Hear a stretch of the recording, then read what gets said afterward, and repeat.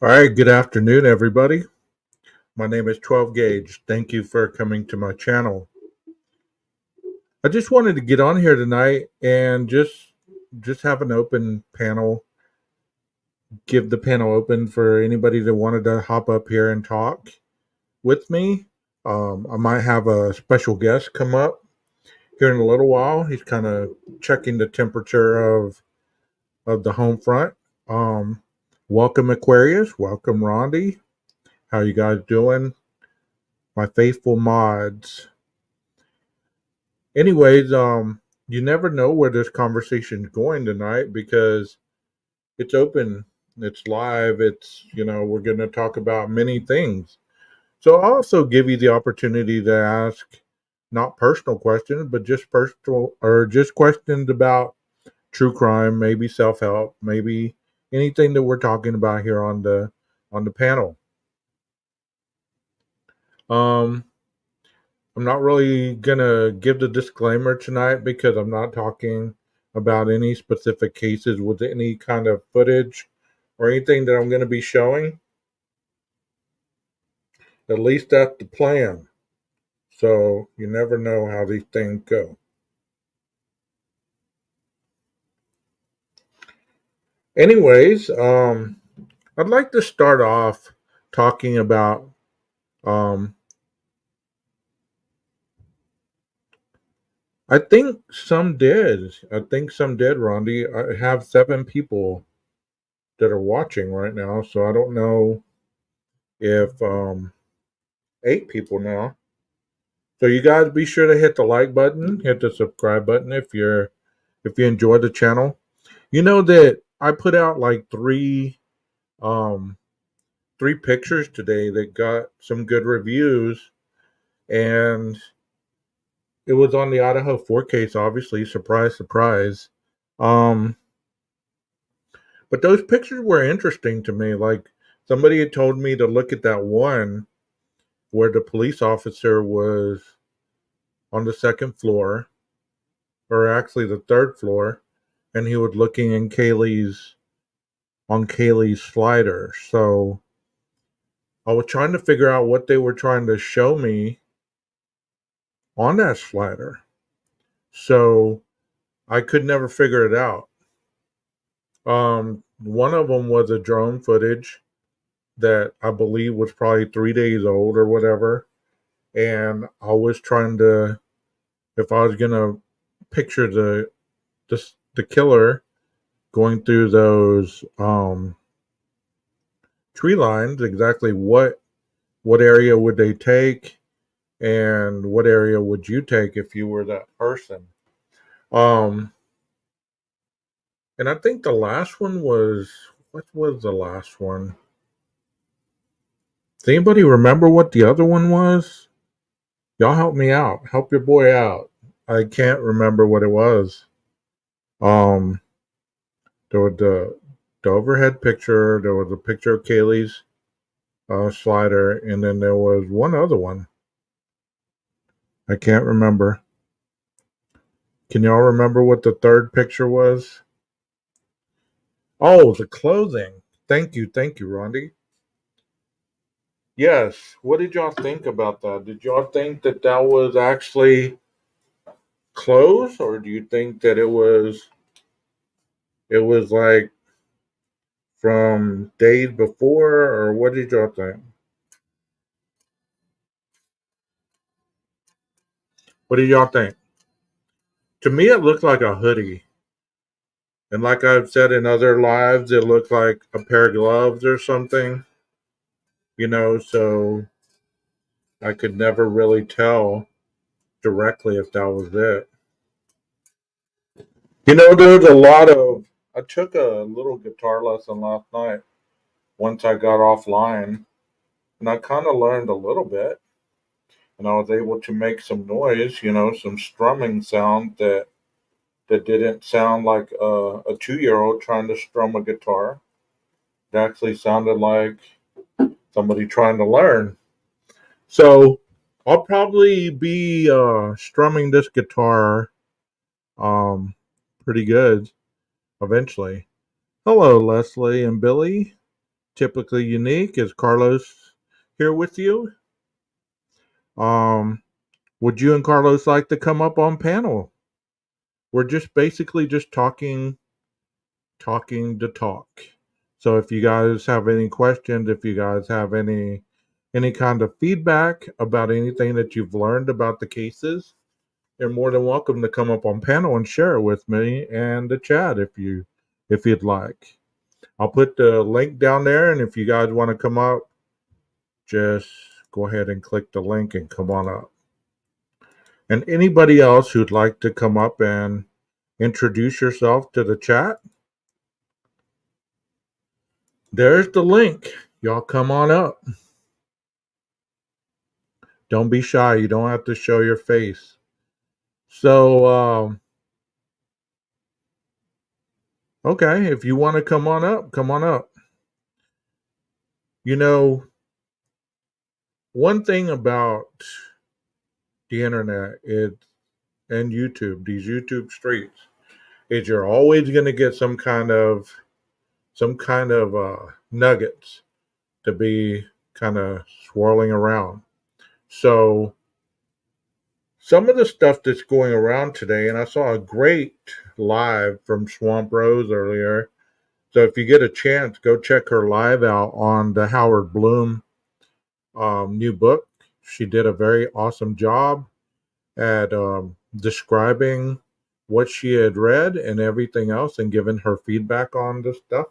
So if you get a chance, go check out Swamp Rose's channel. If you guys can put Swamp Rose's information in the chat as well. So I've seen other um I don't know what you call them, commentators, I guess. I don't know if I'm a commentator. I don't know if I'm a creator. I don't know if I'm an influencer. I don't know what I am. I give myself the name of 12 gauge, and that is what I call myself. So, there's been a lot of talk on Howard Bloom, and there's been a lot of talk on how he described his meeting with Michael Koberger. Yes, it does work on your phone. You just gotta go to StreamYard or just click on the link and it should take you to StreamYard. Howard Bloom was talking about the interview with him and supposedly Michael Koberger. And, he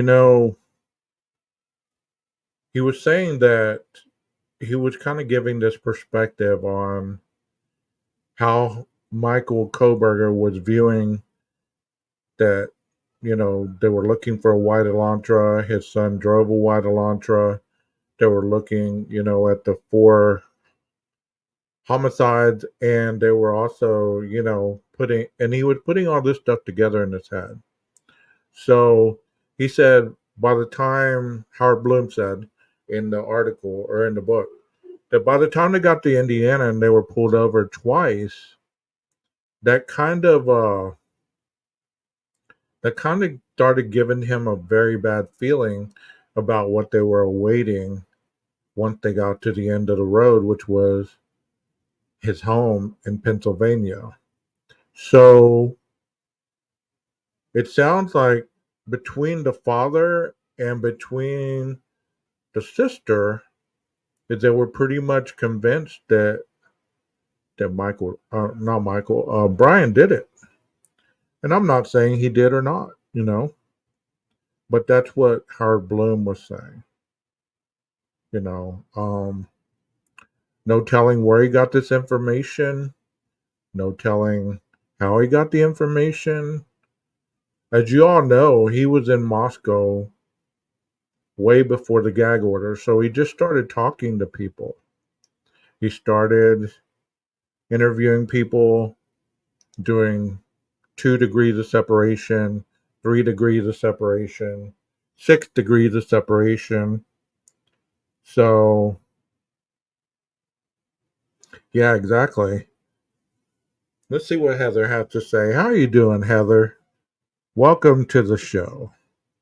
She said, so Amanda would turn his son in for theft, wouldn't turn him in for 4 endings. Exactly. Is he credible? I don't know if he's credible or not. I mean, I would say he's as credible as probably a lot of us YouTubers are credible in people's eyes. You know what I mean? Like, are we seen as credible on how we describe things? I know a lot of people doubt how I break things down or my perspective. I even had a comment on last night's show that said, someone said, boy, it was exhausting getting through the first part where I was breaking down the evidence. And I was thinking to myself, what was so exhausting at that? I was doing all the reading, I was doing all the explaining. Was I triggering anxiety? Was I going too slow? Like, was I building up the suspense too much for you? But I'm glad they made it through without anything bad happening to them. And I really enjoyed their comment. You know, she ultimately said that it made sense um, toward the end of what I was trying to say. So that made me laugh. And, I gave her a thank you because I enjoy comments. I mean, you don't always have to agree with me to leave a comment on any of these, even in the chat. You can disagree, and I enjoy that. I really do. I don't know. Oh, there's Kim right there. Um, be sure to say hi if you're coming into the chat a little late. Let us know that you're here, especially myself. And here's Kim from Typically Unique. Let me put the thing up here where we're both up here. Kim, Hi. you'll have to excuse me because I totally messed up my whole camera layout thing. So this is the only one that I have that is still on here. So Oh, it's we fine. we can't see you, but we can hear you. So that's good enough. I'm not Hey, camera Sergeant ready. Friday from Yah News Network is in the house. He says, So I don't know if that's the about the Howard Bloom article or what I'm talking about, Howard Bloom. Leah Story, how you doing? So what do you think? Kim, have you heard anything about the article? You have any insight on what you think about Were you talking about Howard Bloom's book? yes. Yeah. When did that come out today? Was it released today? Yes, it was released today and a lot of people bought it. A lot of people have read it. Yeah, I want to And a get my lot of hands on people that. and a lot of people have strong opinions about it. So Were you talking about Brian's dad? yes, I was. I was talking about how Howard Bloom in his book made reference to Brian's dad about their trip back from WSU. Was he And implying that how, it was suspicious? yes, he was saying that the father was concerned about his son's mental well being. And this was the second trip that he made out there with him. The first trip was the one um, when he first moved out there and started, school at WSU. And this was Right. the second time that he went out there because he was concerned about his son's mental health and things of that nature. So that's why he made that trip. Oh, So, and he was saying by the time, they had a very heated argument about the trip, um, the course of the trip.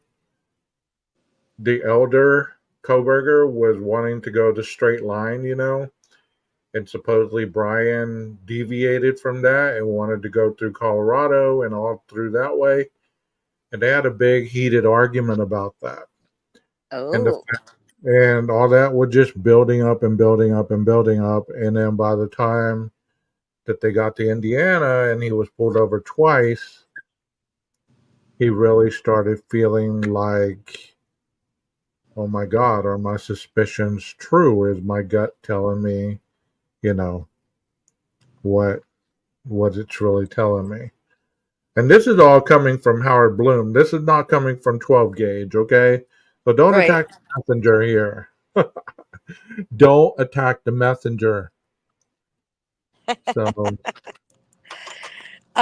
Does he just say like his like a what do they say, a confidential source, or did he I say haven't read he interviewed the dad? I haven't read the book. I just saw this on Inside Edition and I saw Oh, another one on gotcha. what's her name? Megan something. She Oh, interviewed. Megan Kelly. Yes, Yeah. yes, she did. She did that. Hey, Kim Young, welcome to the show. Twizzlestick, welcome. You want to say hi? Levermind, welcome. Glad you are here. Thank you for showing up, spending the evening with me.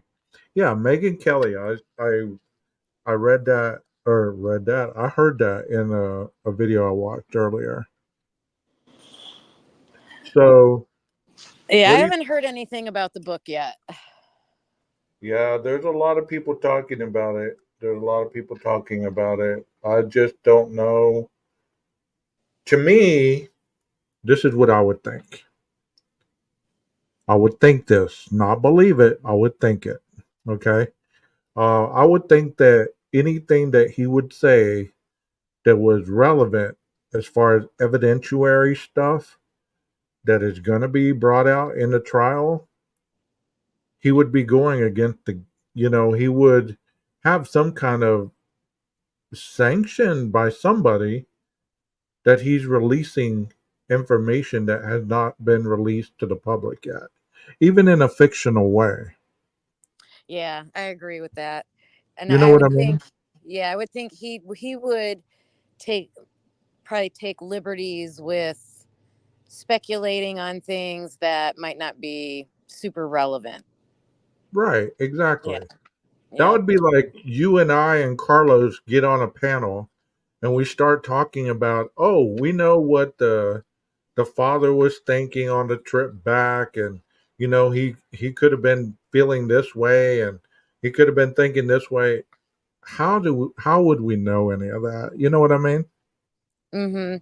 I'd be curious too to see how he describes the book. Does it say based on, you know, interviews, or is it just written as fiction, or like how does he describe the book? Well, when he was on another panel, probably last week sometime, he's been on a lot of panels. This man is a busy man.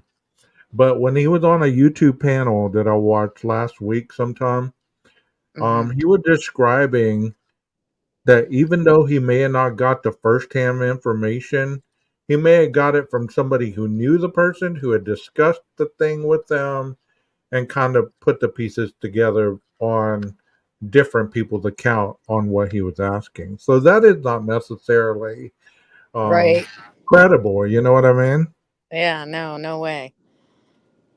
It's not credible. That's like, you hearing something. Let's say you heard there was a shooting in town, and five of your coworkers told you different stories, and then by the time you got home to Carlos, you told him your impression plus the five stories that you heard. So there's six different stories. Right. How is he supposed to know what actually happened? You get what I'm saying? Oh, I do. And he doesn't get roasted as bad as like the way mainstream media will talk about social media for doing that same kind of thing. Yes, exactly. Yeah. Exactly. So I saw y'all on another panel this weekend. Y'all did pretty well. Were y'all nervous? Oh, thanks. Oh, I always get nervous. Carlos doesn't. I do. Yeah. But yeah, that was good though. What I makes you enjoyed get it. so nervous? I don't know.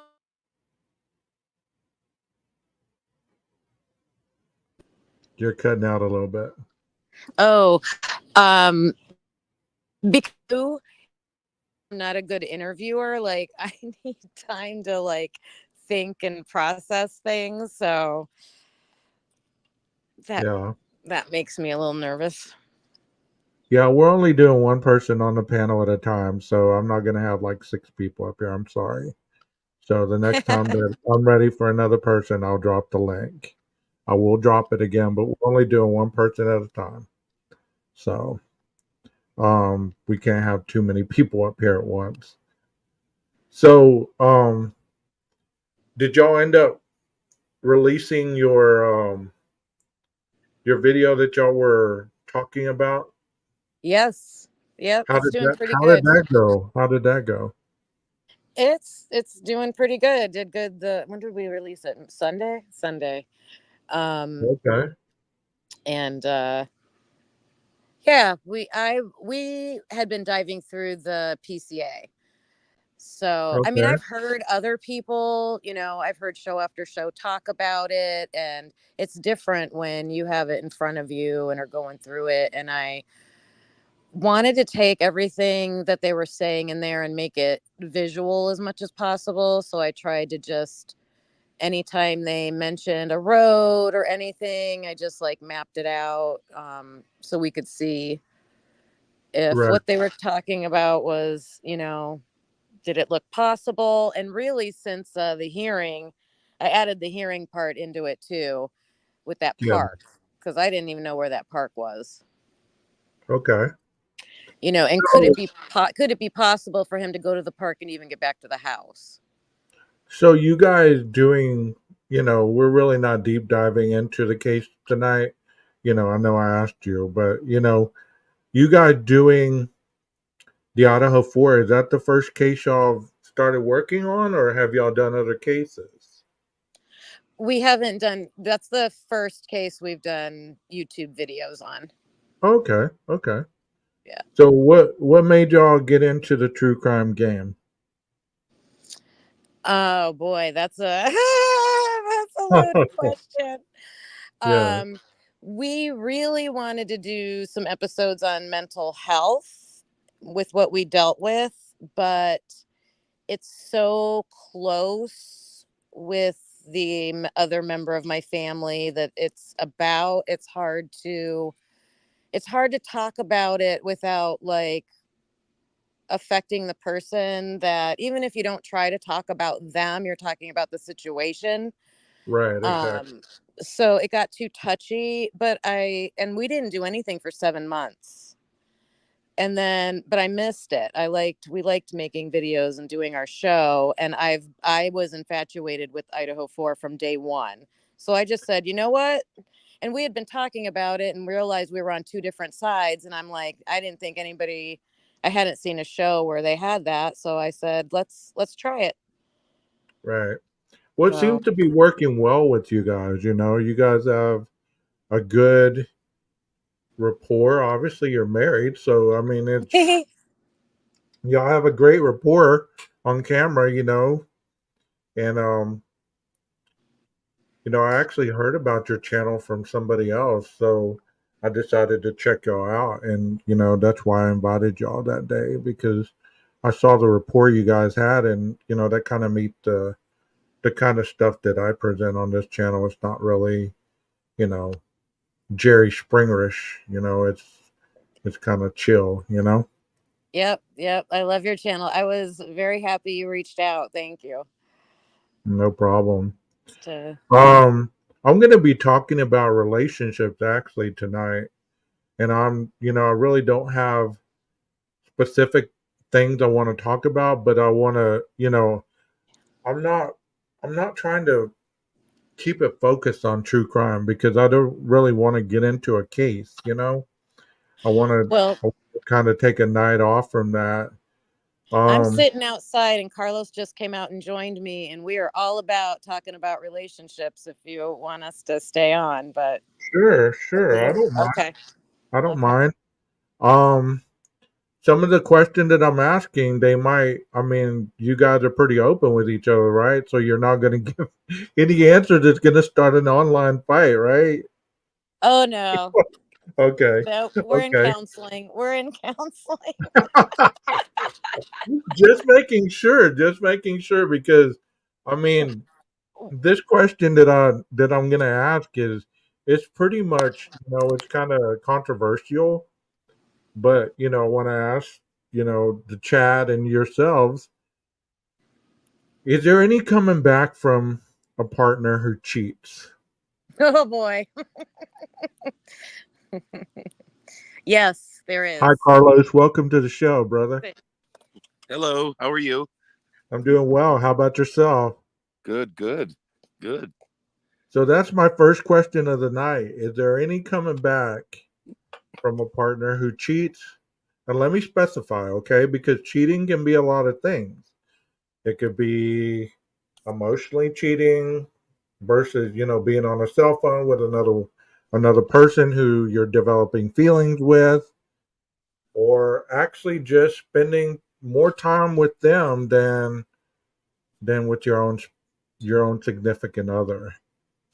Yeah, yeah, we'd be happy to talk about that. I mean, we're Kim and I, we're pretty open. We've had, a lot of things happen in our relationship. She mentioned the medical and mental health issues that we dealt with. I think that caused a bit of I don't know, a barrier in our relationship in some way. And, you know, we had some of the things that you're talking about, happen as well. So, we had to decide, is this something we wanted to work on and say Mm-hmm. and what we built and what we went through and because you'll never experience with anybody else, even if you get married again, you'll never experience with anybody else, the heartache and the pain and coming through those things. Mm-hmm. And if you can do that, I think it builds the bond more. And, we were I mean, we've probably been in counseling, gosh, I would say at least 11 or 12 years now. And we still do maintenance to this day, even though we have probably the strongest relationship we've ever had in our life today than we did even when we first met. And there was that initial infatuation or, the day that I asked her to marry me or anything like that. So I think that's a great question to ask because I think a lot of people feel like, there's non-negotiables in a marriage, and that's usually one of them, and it should be. But can you come back from that and be stronger and better? Yes, it's possible. Okay. How about the chat? I know you are still talking about the Howard Bloom book. Let's try to change gears here. I asked the question to you guys. Is there coming back after a partner cheats? Whether it be emotional, whether it be just spending more time with the opposite sex and you starting to get feelings for, um, you know, is there coming back from that? I see an absolutely not. Um, that is the general consensus. Wouldn't you say, guys, that you would probably hear from people in general is no, you once a cheater, always a cheater. Would y'all say that? Has Kim, anybody in chat been through it? Has anybody in chat been through it? That says no. of writing something, pretty sure I wouldn't. I'm sure asking me about cheating, I'm good on that. I can't answer this question. Um, Probably a habitual cheater. Uh, yes, I have one that's been through it. Yes, Okay. I Here, have, and I agree you can get through it. what I learned is that, if both people still want the marriage, that's step 1, right? Okay. If both people still want it, then you have to identify, you each have to accept that you both have you both had cause, because usually one person wants to blame the other person, but you both have fault, or how did they word it? You both have fault in whatever went wrong in it. You can't just blame one person. And then Okay. identifying the issues that led to that. I know a lot of people think, and I'm sure there is people that just want to cheat just to cheat, but it's not always that. It's not black and white. It's not a black and white issue in my Right. experience. Well, of course not. That's why it's such a controversial Mm-hmm. topic, that you know because one person starts to wander a little bit, and it's always been my impression that cheating is not something that just happens. Cheating is due to some unmet need that's going on in the relationship, whether you're Exactly. married or whether you're just in a exclusive relationship or you're dating. Cheating doesn't just happen. It's not like one day you just say, you know what, I'm going to try the grass on the other side of the fence, see if it's better. Because there has to be some kind of unmet need that isn't taking place, even if it's not intentional. People work a lot these days. You have to have two income households a lot of times in order to make it in society. So sometimes you grow apart. Would you not agree? Oh, yeah, that certainly happens. I know what we experienced in our relationship, at least from my side, was um, somebody can give you the 5 or 10% that you're missing in a marriage, and you Mhm. feel like you said, the grass is greener over there, right? And Right. if someone's giving you that 5 or 10%, but not providing you the other 80 or 90%, that you have in your marriage, but you covet something so much, that it takes your eye away from what's important. And it could be as small as, and I'll use our examples, right? So I'll use Okay. some small examples. So when Kim and I were dating, right before we got married, she had went out with a group of her friends, and um, my brother happened to be around the same place she was, right? And so her and her girlfriends walked out of this place. There were some guys in the car. They were all just kind of whooping it up, woo-hooing and everything like that. And you know, nothing nefarious happened, but my brother Right. ended up coming back and telling me, and for me it was, wow, why would you do that? Why would you, do that, even though it was just girls being girls and going out and having fun, and it was probably innocent, but I took it a certain way. But what I didn't realize was Kim was out with her friends, but she probably wanted to be out with me. I should be that Yeah. person that's out there with them. If she's out having a good time, I should be the person that says, hey, I want to come unless you feel like you'd rather hang out with your girlfriends or something to that, effect. But, Mhm.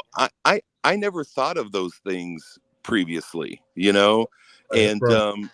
and that's something that, so when you're looking for that 5 or 10% of attention that maybe you're not getting at home, it does lead people down the wrong road. It took us, again, intense counseling and us opening up and having truthful conversations about what we needed. It's something as simple as your love languages, which, I know you're pretty familiar with, Yes, especially, I am. so, Yeah. just understanding your partner's love language. Kim and I say this all the time because she's an educator. Why isn't something like that just taught in school? Those are basic skills that you need to, a way to communicate with, a potential spouse or your spouse. You should know those things. You should know those are keys to basic marriage health, relationship health. No. And that's something we were married for, you know 10, 15 years before we even heard about those things. So So So yes, why do you think that I'm a male, you're a male.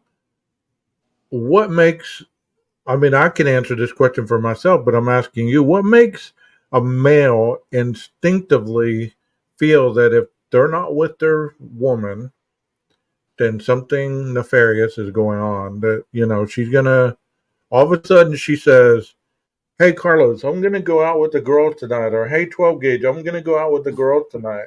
Never mentioned it, just drops it out of the blue.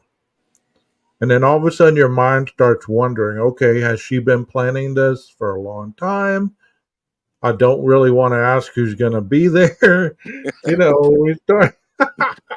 We don't want to just become that jealous individual, but yet on the inside we're burning up with uncomfortableness.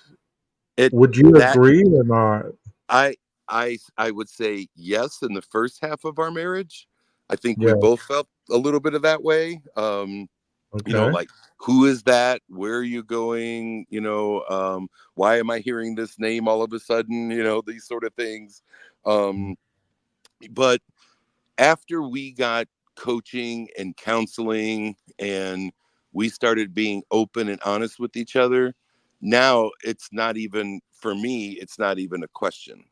um, Right.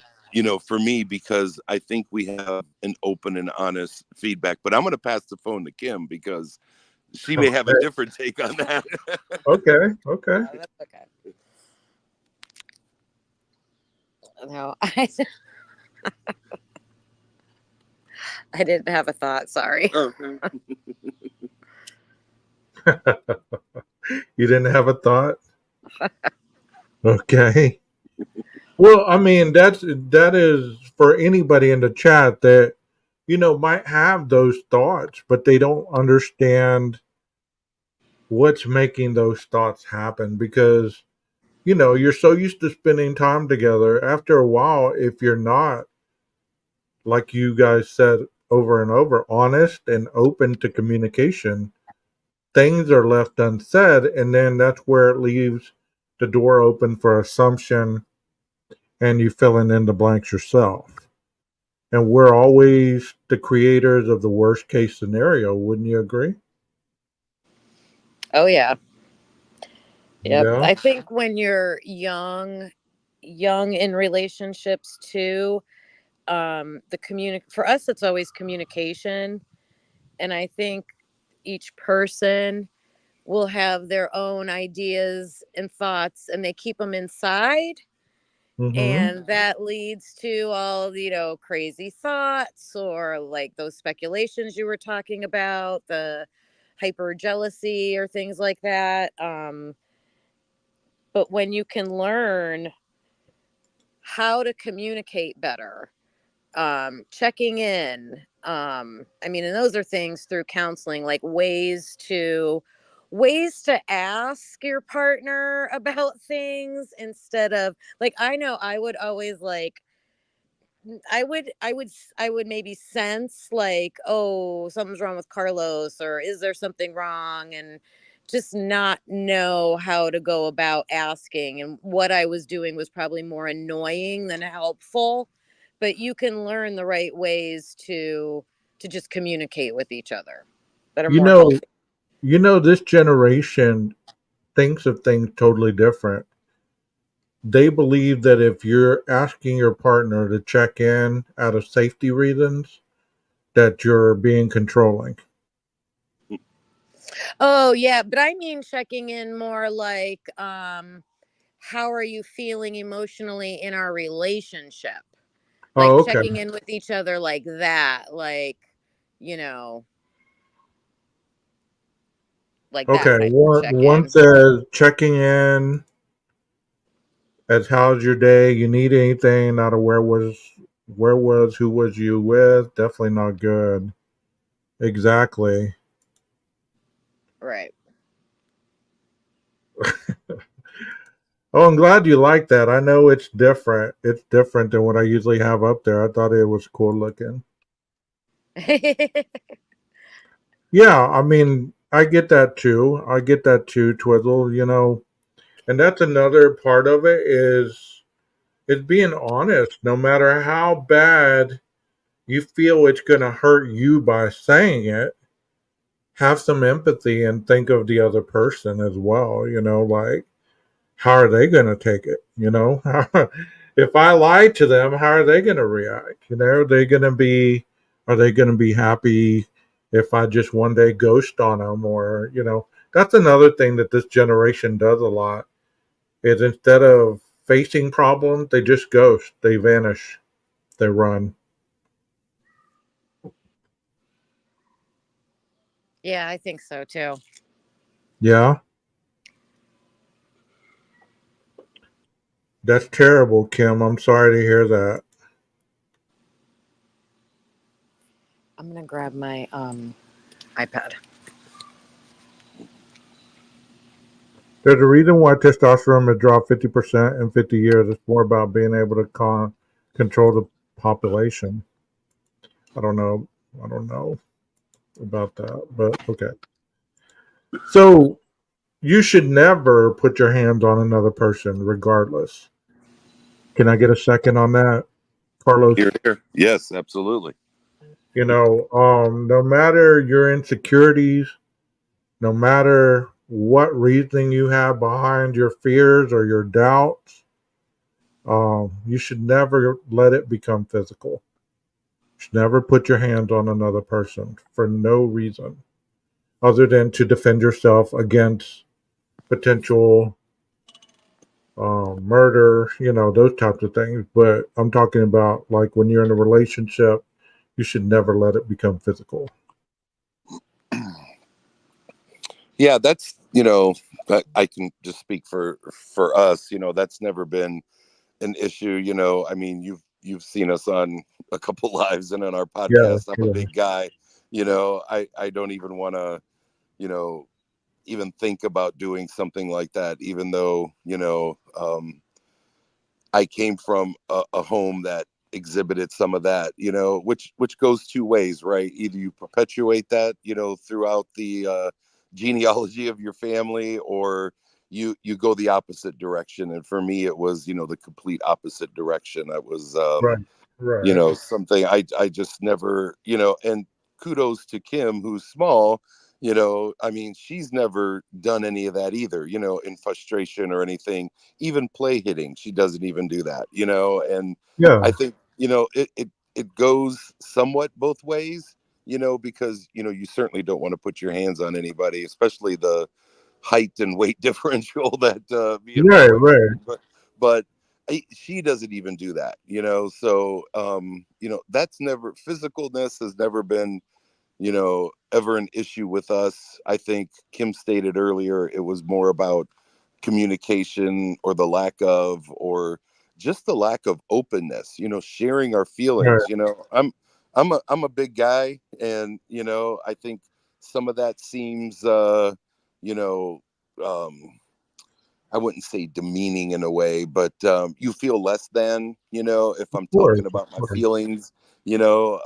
Someone mentioned testosterone in a different way, but I'm probably loaded with it, and Yeah, I want to stand up and be strong, but being vulnerable, I think, has strength within that, and that's something that I needed to learn and understand, and want to be able to do that.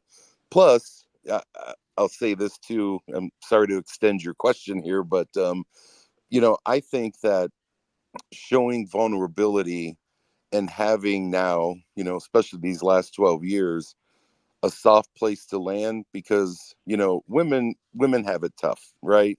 Men also have it tough. We always feel like we have to be, providers, and we have to aspire to something, and we're in the grind, and it's constant, and we don't want to come home and be complainers, and so we bottle a lot of things up, and I exactly. found I have finally found strength, over the past 12 years of being a little bit more vulnerable about, what, work kind of sucked today. And, I want to do my best at my job, but I didn't feel like I did. And I just want to talk about it for a little bit, just bounce this off you. I want to wash it off me, and And I'm able to do that with her now about work, about us, about our children, about our extended family. Um, and that has, I don't know, released something from me that I think I have been bottling up for so many years that maybe caused some stress and tension in our relationship that I really didn't intend, but it was there. Right. Being a man, we're raised from an early age, and there's no excuse for this. Sometimes our programming when we're raised is not the brightest programming in the child rearing book. We're raised to men don't cry, men don't feel emotions. Um, Men don't do this, men don't do that. So we're programmed that if you do show weakness or you do cry or whatever, then you're less of a man, and that's terrible. That's terrible. And we go into our relationships, and especially if there's any kind of addiction associated with that, it brings out the worst in the man sometimes, if not all of the time. Yep, for sure. For sure. It's terrible. Here's another question, okay? I think we kind of gotten a good clarification on that one. Here's another question relating to relationships. Um, do you believe that if a woman works, a man should be able to still run the household and he doesn't work? Ooh. Um I I know that's a good question because tradition, some people are steeped in tradition. Some people are steeped in religion. Yes, And sometimes both of those call for, there to be some type of hierarchical type of, you know, Kim just rolled her yeah, eyes. Kim rolling her eyes over here, but you know, I think both of those, kind of lend itself to those teachings we've either taught by our parents or we were taught by maybe in some religious teachings that way. right, And so I don't fault people who believe that. um I know that we don't have that relationship, and I know that I have never felt in our relationship, even at the very beginning, that I needed to make decisions. I needed to have the final say. I think, maybe one of the things that we did communicate well about was, you know, um, how we raised the children. We did it jointly, how we interacted on decision making, both about, money and things like that. We took, each other's comments all into consideration. And if we had, if one of us kind of leaned, like, I kind of took care of the money, she was in charge of health and safety.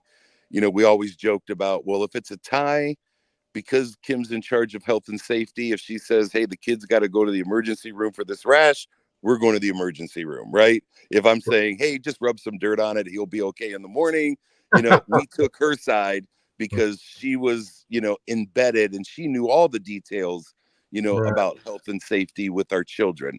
If it was a financial decision, could we afford this, today, or is it next month? And it was something we really wanted to spend money on. I would make the decision about, okay, yes, let's do this, but it's going to have to be next month because, we can't swing it right now, those sort of things, because I was managing the money. okay. Good answer. Good answer. Kim, you want to add to any of that? Her eyes almost fell Yes. out of her head. So, well, it might surprise you because I grew up as a little girl that was like, girls can do anything boys can do. And I went into my adulthood that way. I went to college, I got my degree, I knew what career I was going to have. I knew I kind of fell into that, ideology that society expects. I'm going to get married, we're going to have a family. And, yeah, in our era, it takes two incomes, to raise your family. But, once you get 20 years into that career in your life and you're like, you start realizing more what's important.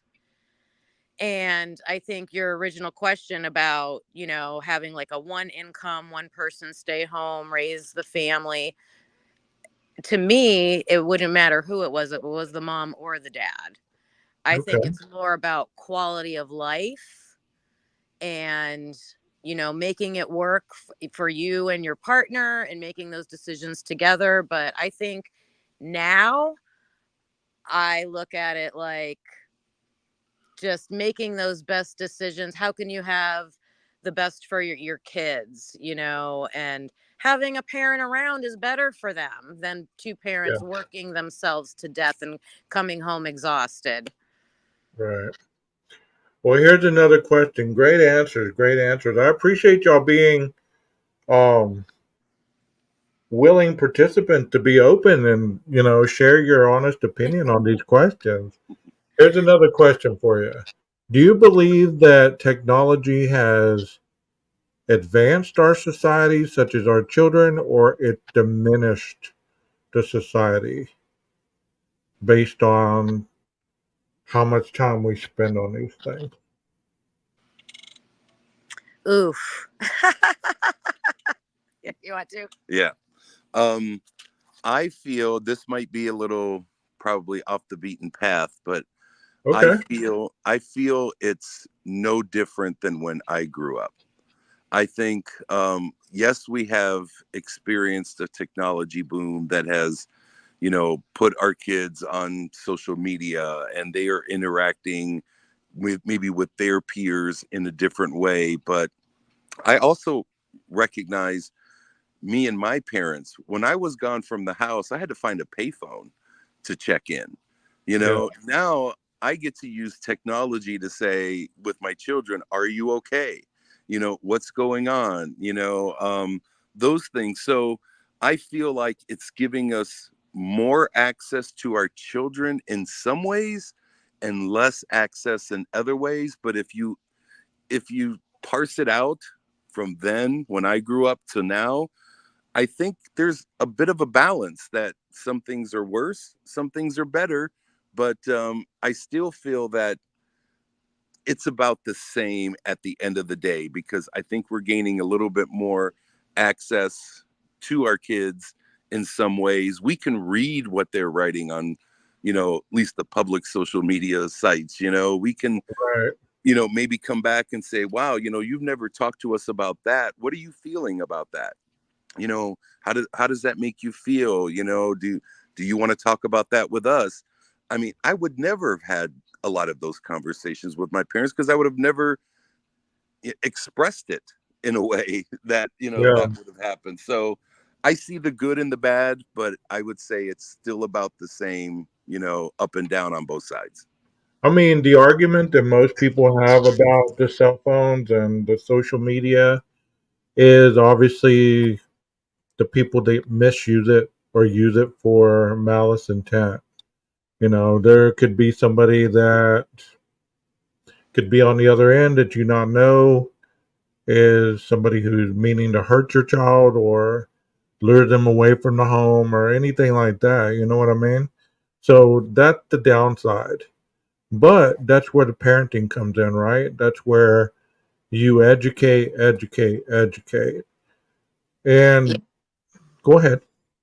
Just as a teacher, I see a lot of my students that just have free access to everything, and I don't know how much they really understand about those dangers, so I always make sure that I tell them about that. That's Hmm. like the one big bad side, the downside to that. The Okay. predators that are out there, gives them access. Right. But having an open dialogue with your children, they're going to be open to come to you, hopefully, and tell you, hey, this person is really creeping me out. They stare at me without breaking eye contact. They're really creeping me out. And you'd hope that you'd get involved, right? Yeah, and you hope that your kids will tell you, that's, and I just know, working with kids, you can't assume that they always know what to do with or will do with things like that. So I just always make sure, if someone's saying things or typing things that are weird or, you're concerned about, you got to make sure you tell somebody. You have to go tell somebody. Well, that's good that you reiterate that because you're right.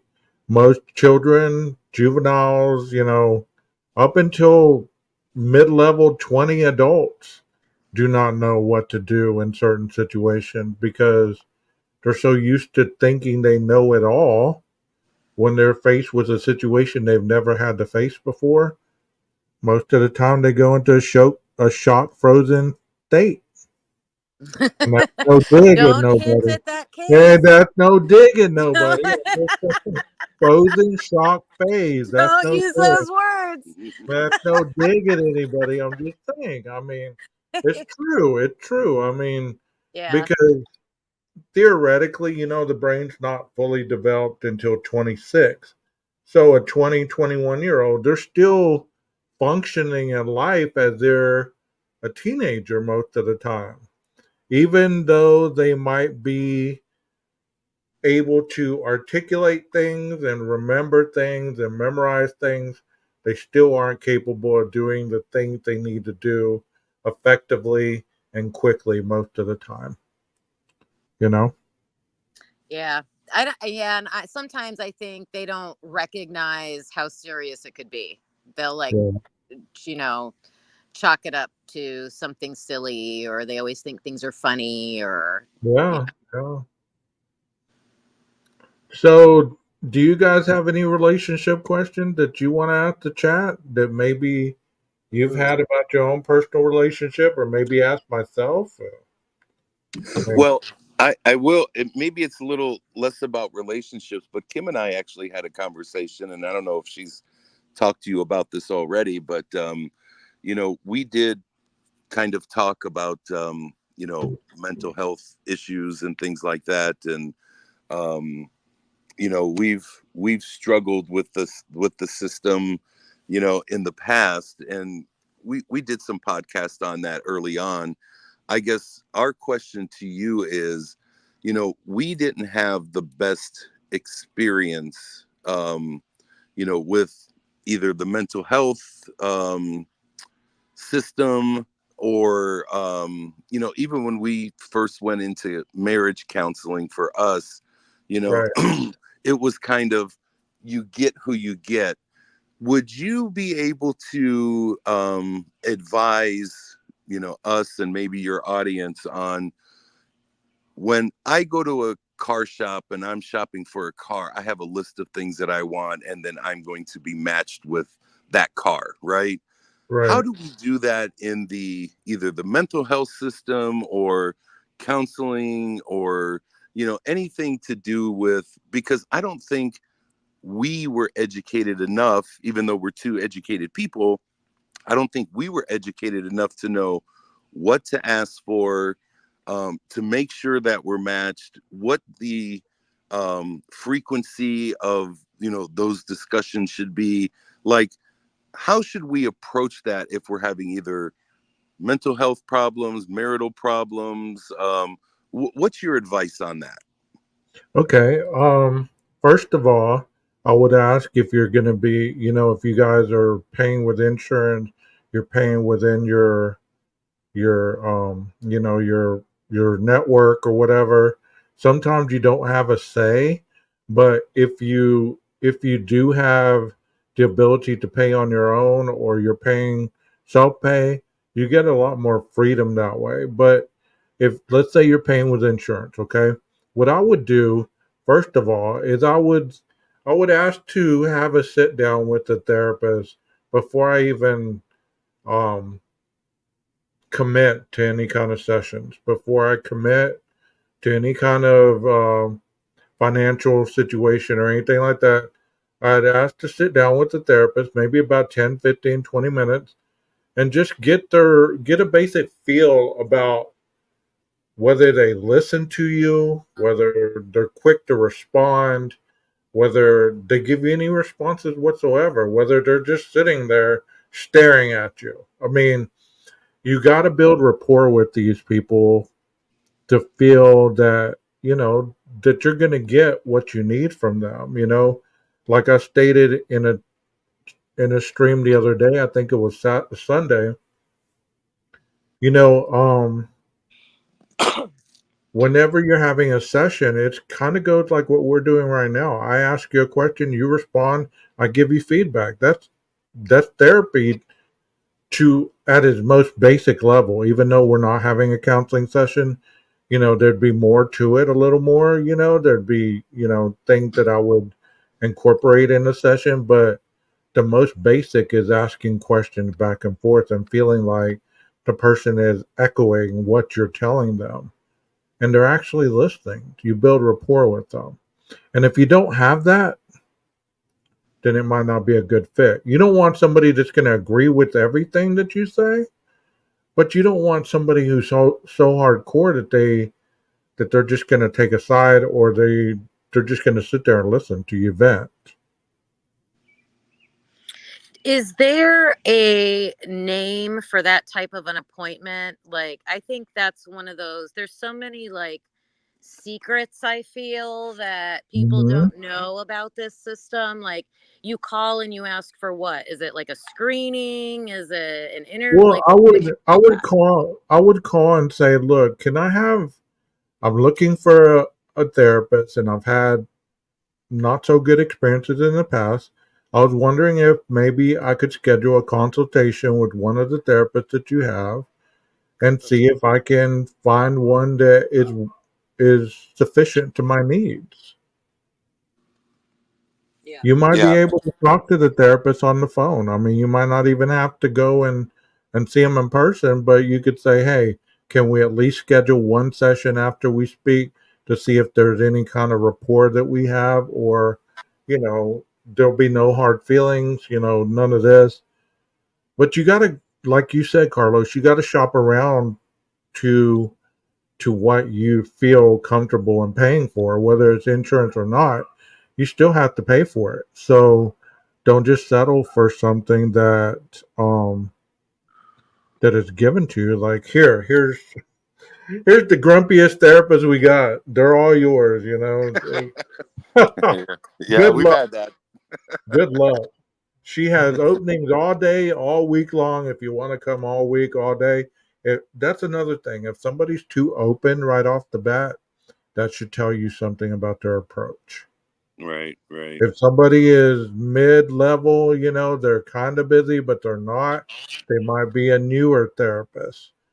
And if somebody is booked, within a couple of weeks or whatever, they might be somebody that's pretty good. You just have to kind of look around and be honest with exactly what direction you want them to go with whoever you're going to see the therapist for, if that makes sense at all.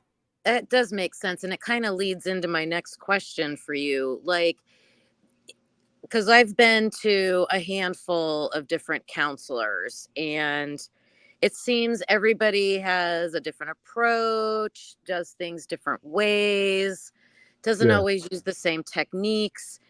And so I'll relate it to like teaching. So, like in my career field, there's like a framework for how like instruction should go, right?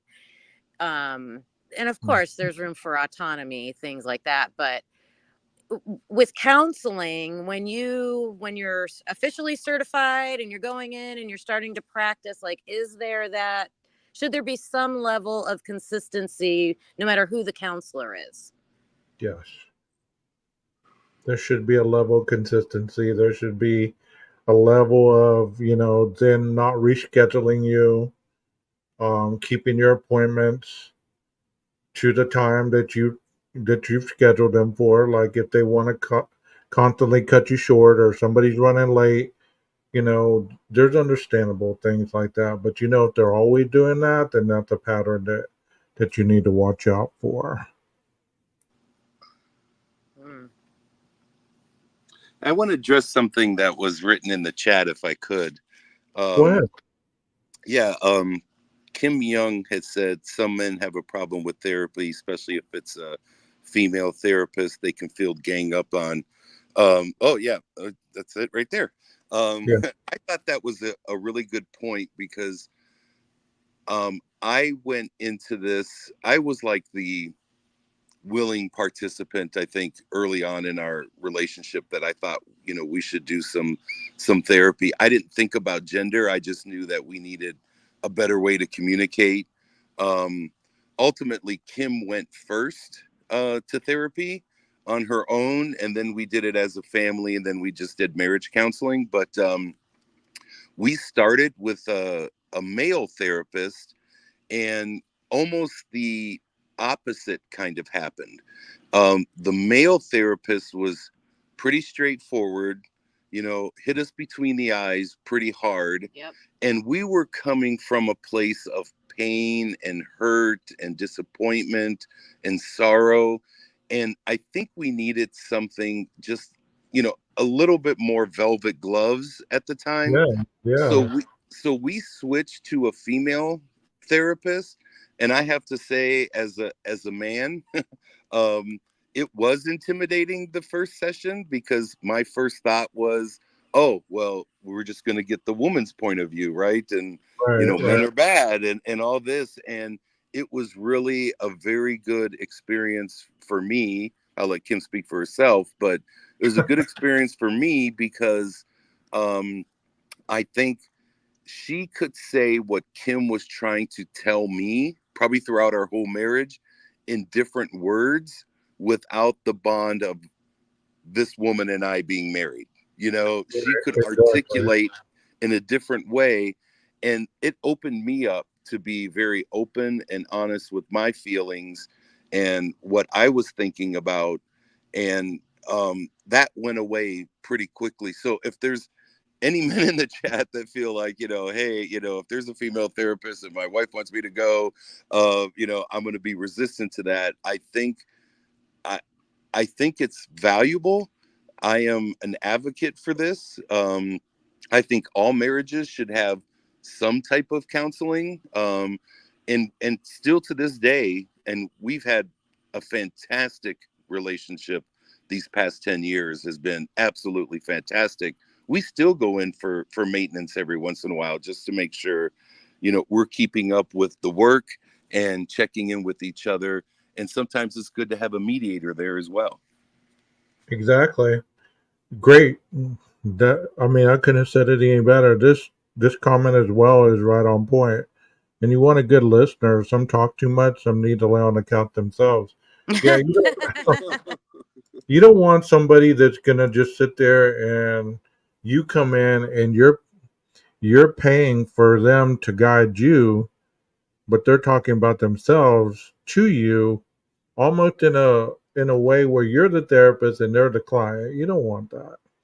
You're fine, Kim. Don't worry. I mean, that's what this panel is for. I mean, that's what it's. Tonight we're taking live chats and open panel. I mean, there's no specific topic. So I appreciate you giving feedback.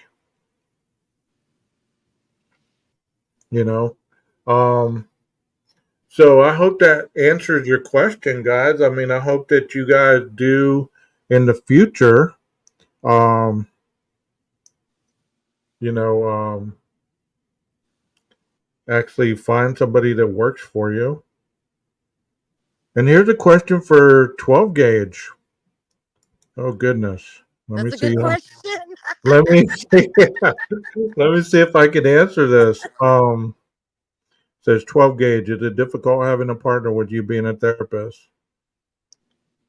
Believe it or not,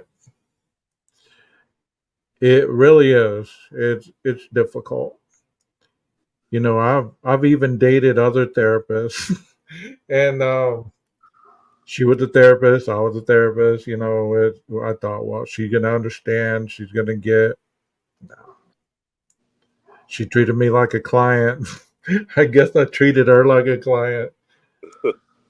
It was interesting. It was a very interesting dynamic. As far as the other ones, to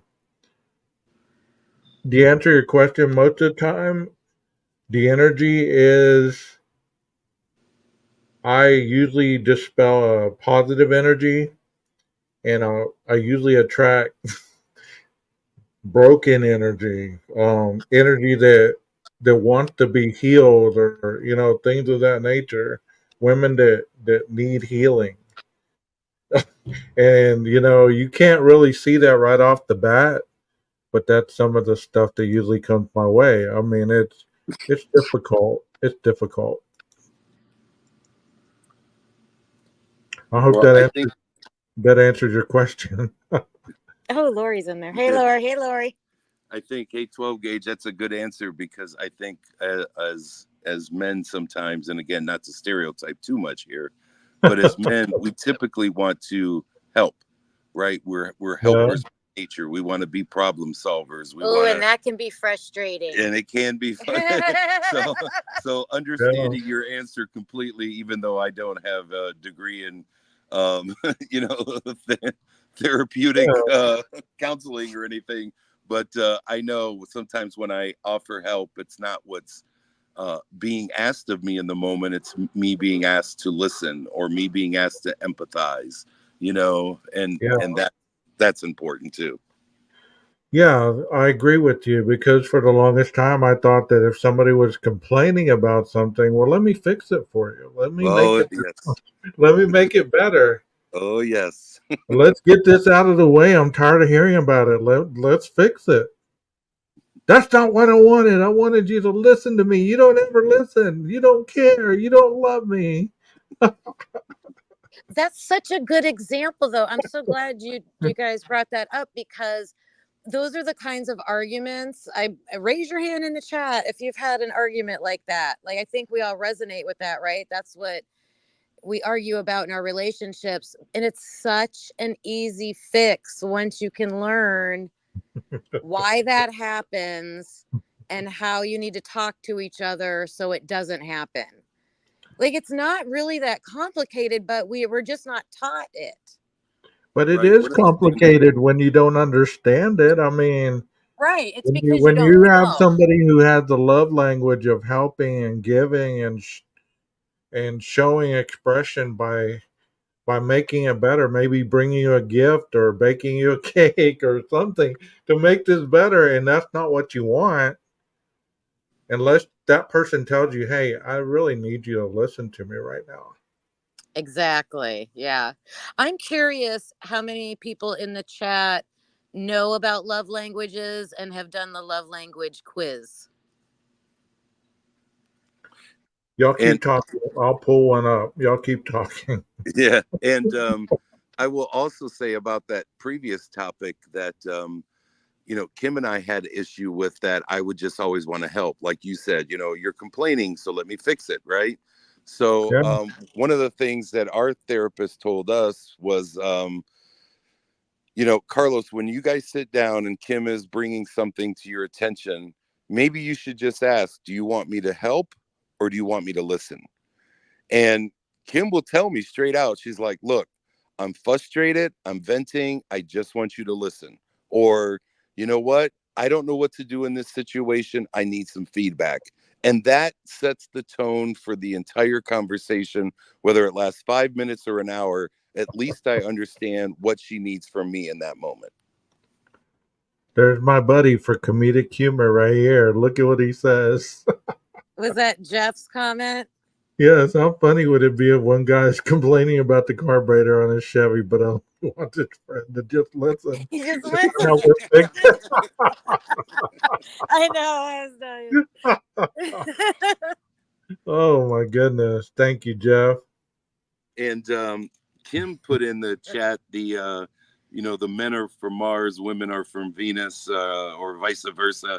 Book in there. And early on in our relationship, we bought that book. Yeah. And tried to like do our own self counseling, and there was a lot in there that resonated because we were speaking two different languages, but having that third person watch the dynamic of a couple is much easier and better, in my opinion, because just reading from a book or trying to take excerpts from a book isn't the same as having someone mediate a conversation, and get you on the right track. Where did y'all go? There you are. Let me remove this and then do it again. Okay. Sorry about that. Okay, the love languages, there's 5 of them. I'm going to read the first one and you define which love language is you. You can have more than one. Words of affirmation, how to communicate those. You encourage, you affirm, you appreciate, you empathize, you listen actively, meaning when the other person's speaking, you're not trying to answer their questions or solve their problems. Action to take, you send an unexpected note, text, or card. Encourage genuinely and often. Think to avoid non constructive criticism, not recognizing or appreciating effort. You know, sometimes people will do something for you, and if you've never had somebody do something for you, maybe you've been a bachelor for a long time, or you've been alone, or a widow, or something of that sort, um, where you're not used to that, and somebody gives freely, and you don't say thank you, you don't give them praise for it or anything like that, they're either going to feel offended or they're going to quit doing it. And that is a love language for some people. Maybe they don't hug or communicate like that because that wasn't shown in their family. And that's what the next one is, physical touch. Nonverbal, use body language and touch to emphasize love. Hug, kiss, hold hands, show physical affection regularly, make intimacy a thoughtful priority. Don't get intimacy and sex mistaken, okay? Intimacy is just cuddling, holding hands, maybe rubbing hands, or, rubbing someone's shoulders, or, hugging, kissing. That's intimacy. What you don't want to do is physical neglect, long stints without intimacy, receiving affection coldly. Like after an argument, you get into an argument and one person goes to hug you and you give them the cold shoulder. What that gonna do, Carlos? Oh yeah, just it pushes you away. Yeah, it's gonna shut them down. Receiving gifts, thoughtfulness, make your spouse a priority. Speak purposely. Give thoughtful gifts and gestures. Small things matter in a big way. Express gratitude when receiving a gift. What not to do, forgetting special occasions. Unenthusiastic gift receiving. This isn't what I wanted. I wanted a new car. What's wrong with you? You gave me a stupid hand drawn stick figure card. What kind of crap is this? Oh my goodness. Quality time, uninterrupted and focused conversations, one on one time is critical. This means that you shut your cell phones off, you turn the TV off, you get off of YouTube, you don't hurry the conversation so that you can catch your favorite presenter on. You spend quality time together. Even if you have to catch up on last night's stream on Idaho 4, who cares? It can wait. Create special moments together. Take walks and do small things with your spouse. Weekend getaways are huge. Do not distract when spending time together. Long stints without one on one time.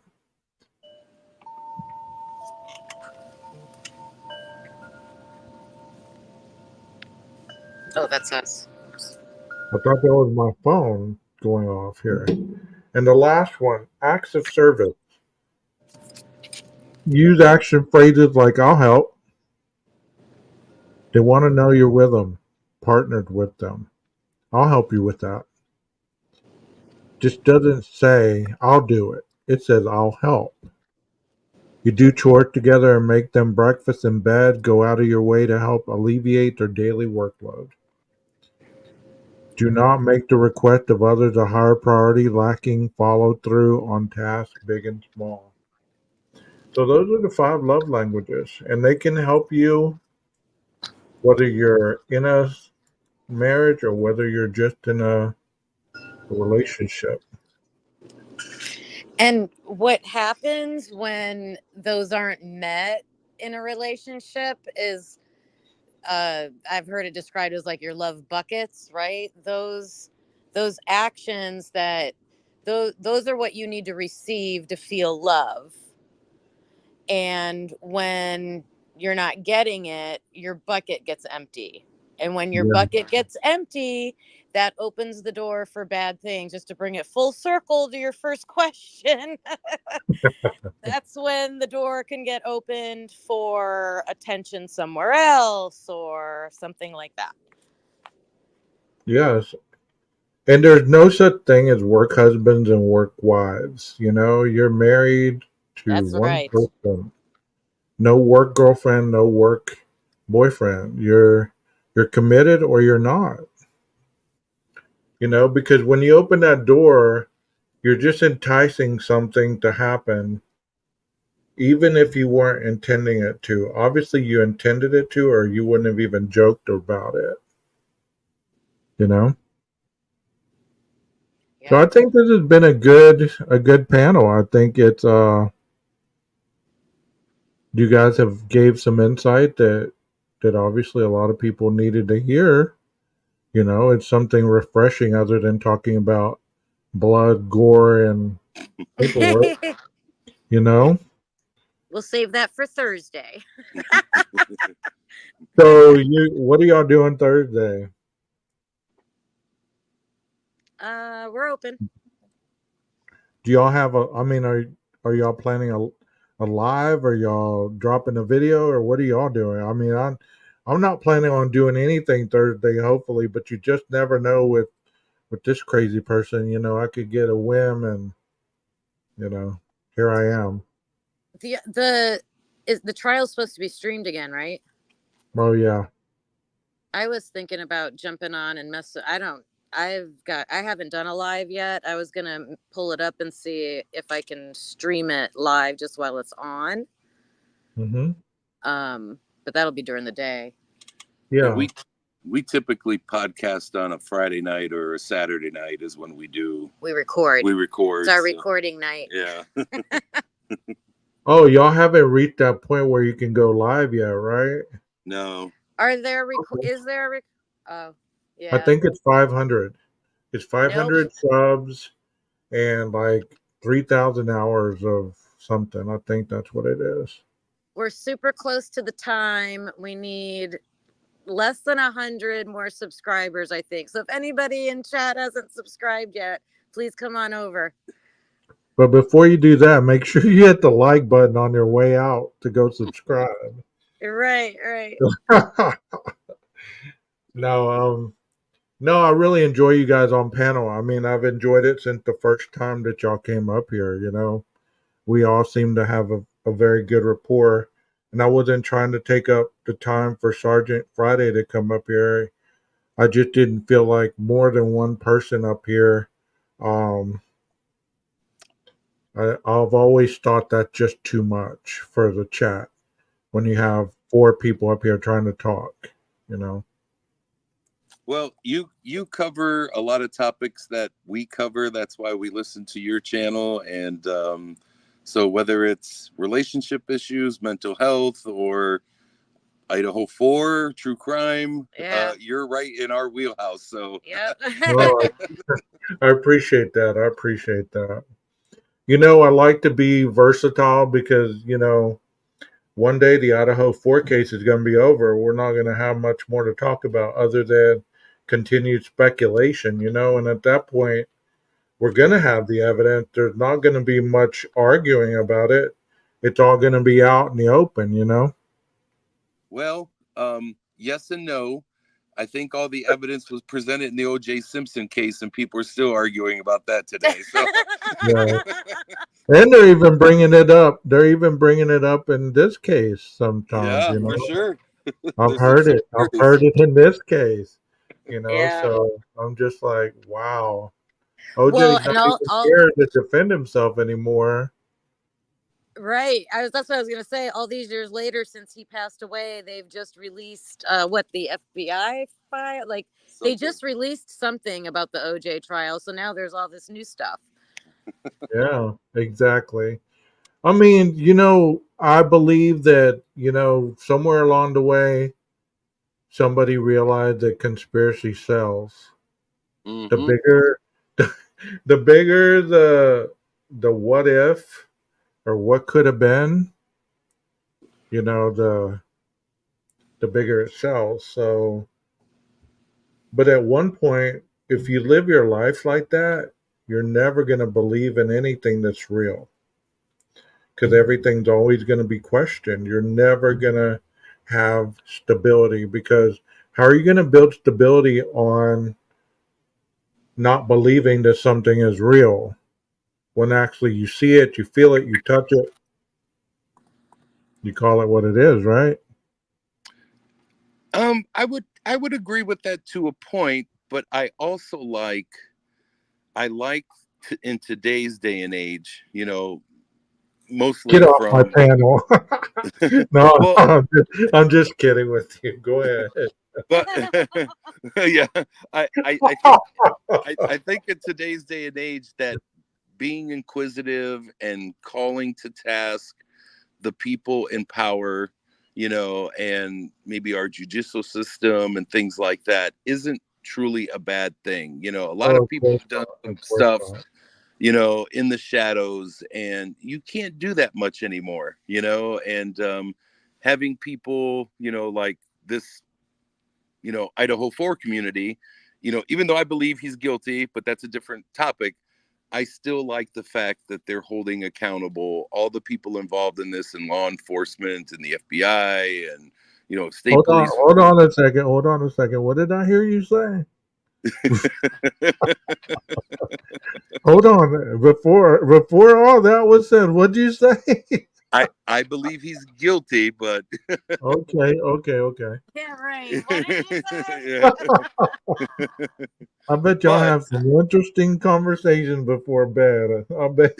yeah, well, I know Kim's on the other side of it, and that's what our show is kind of about. Is that we go back and forth, but I do hear all of Kim's points about hey, there's some fishy stuff going on, and I even like it that we are challenging that. Yeah, I still think facts are facts, and I agree with you on that. And there's going to be hopefully a lot of that brought forward, but I like the fact that there are people. We're watching the watchers. yeah. I think that's good. I mean, I've never shared my theory on this. I mean, I've never shared it live. I've shared it with some of my close friends, but you'd probably be shocked on what I think about it. And I will probably share it like right before the trial. I'll share what I've been thinking all along. I do not have one side or the other, believe it or not. I mean, people would swear up and down that I believe he's guilty. People would swear up and down that I believe he's innocent.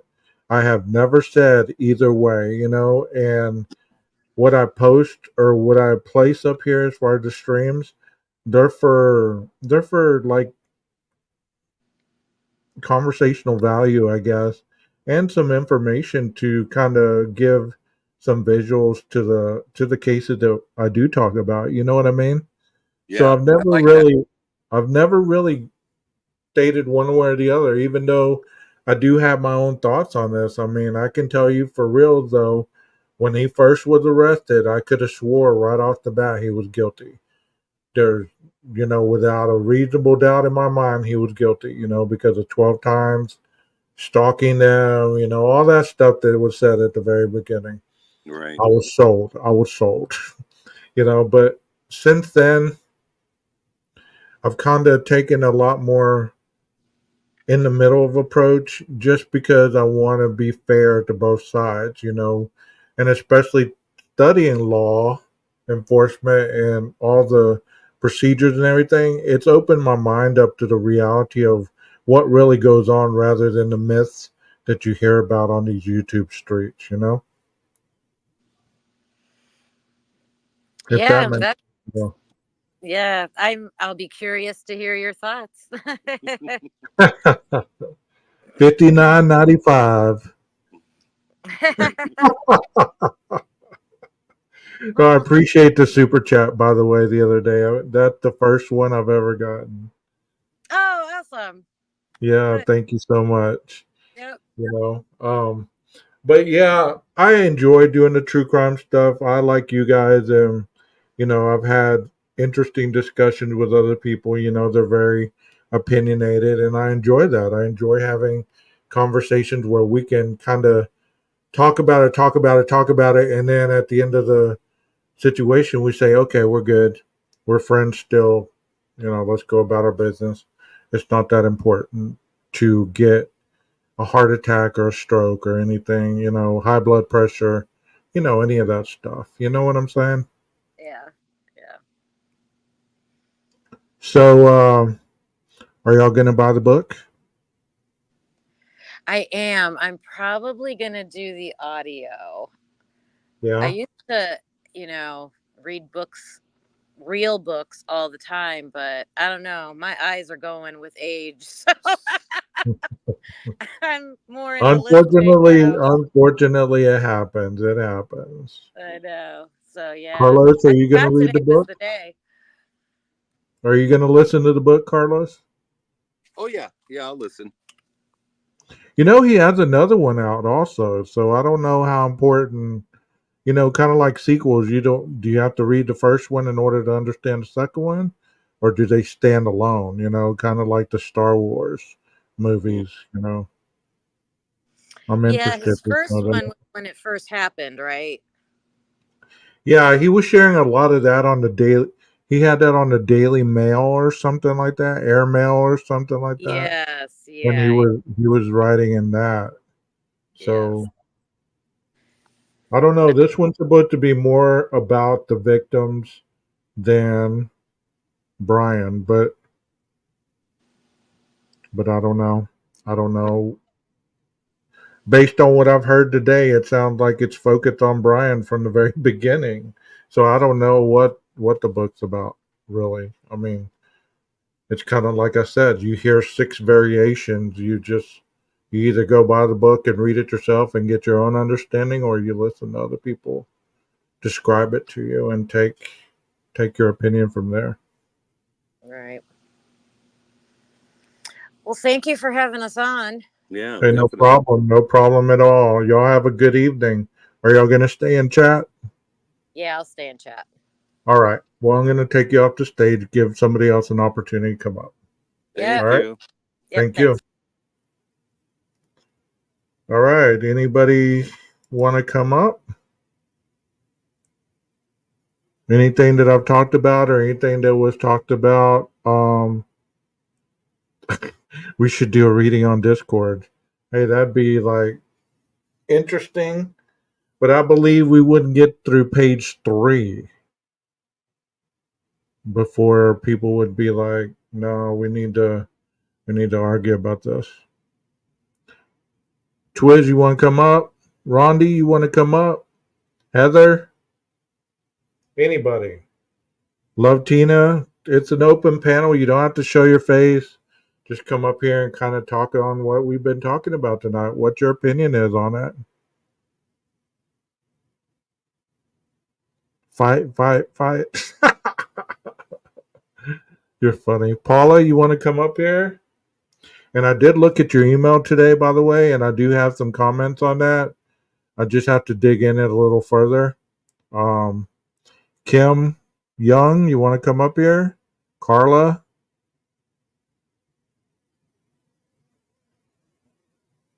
Jeff? Anybody?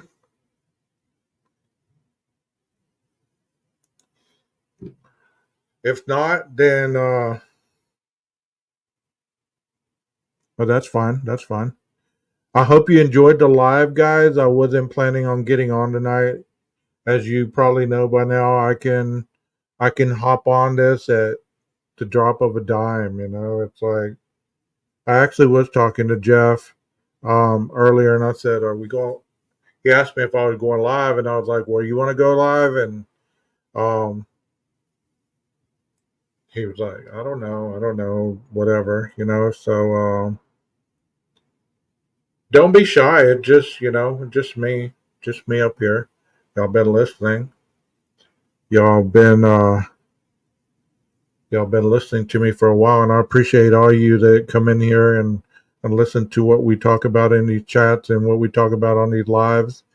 Please be sure to hit the like button if you can. If you're watching on a TV, I understand it's hard to hit the like button. But if you think about it and you're on your cell phone tomorrow or the next day, be sure to come back and hit a live. If you're not a subscriber, give this channel a chance. I can tell you it's a good place to hang out.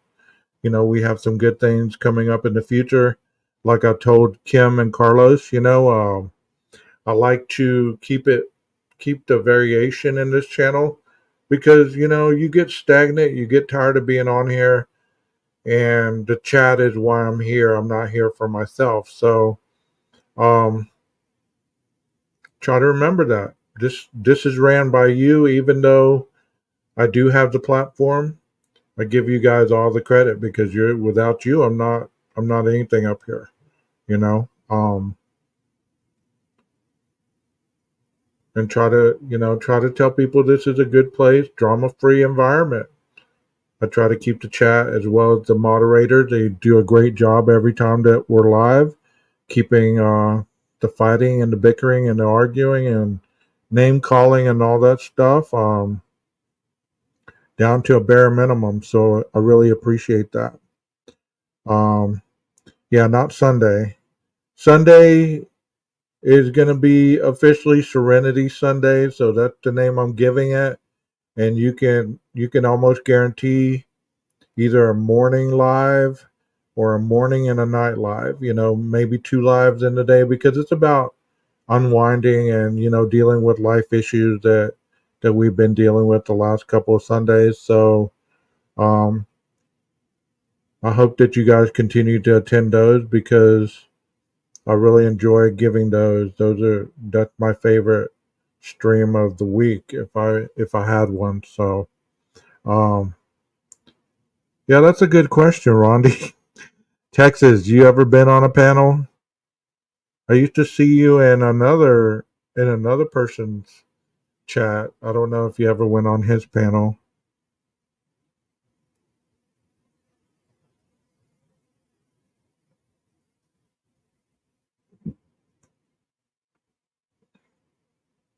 Jojo B, how you doing? How you doing? Before y'all leave, let me know what state you're from. You don't have to type in the city or any kind of doxing information. Just give me the state you're from. Anybody from Texas up in here? Anybody from Oklahoma, Louisiana, New Mexico,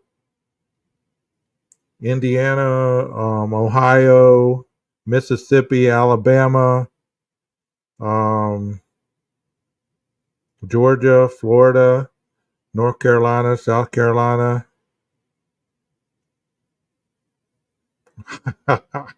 Of course, Texas Ranger. Yeah, you're from Texas. Um, Idaho. We got Idaho. We have two from Idaho. Twizzle and Paula are from Idaho. Idaho. We have anybody from Oregon. We have anybody from California. Florida. I love Florida. I love Pensacola area. I love Destin, Panama City.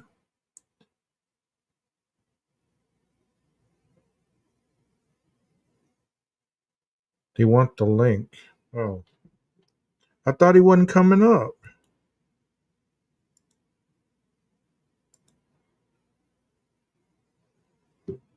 Okay, you can come up for a little bit.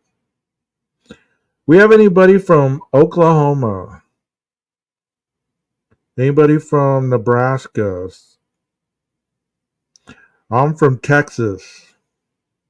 New Hampshire. Wow. New Hampshire. You're way up there. How's the weather up there? It's like 102 down here. See, I always say that down here. Even if I'm up there, I always say down here. It's really crazy. Hey, Jeff H. 12 gauge. How are you? I'm doing great. Just trying to entertain these folks. How are you? Yeah, I'm really good, really good. I was really enjoying the subject, and typically unique is always they're always great guests. I always love listening to them.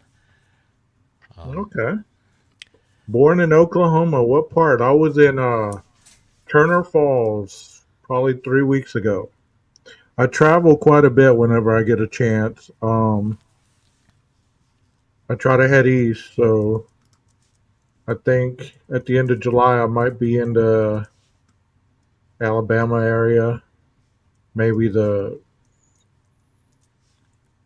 tip of Florida, possibly. I want to go to Myrtle Beach. Has anybody ever been there? Is it worth the trip? I think we've driven through Myrtle. I don't know that I know Myrtle that well enough to Well, you're say. welcome to come up on panel anytime you want, Carla. Come up Um, on panel, Carla. there's a link in the chat right now if you want to come up. You don't have to show your face.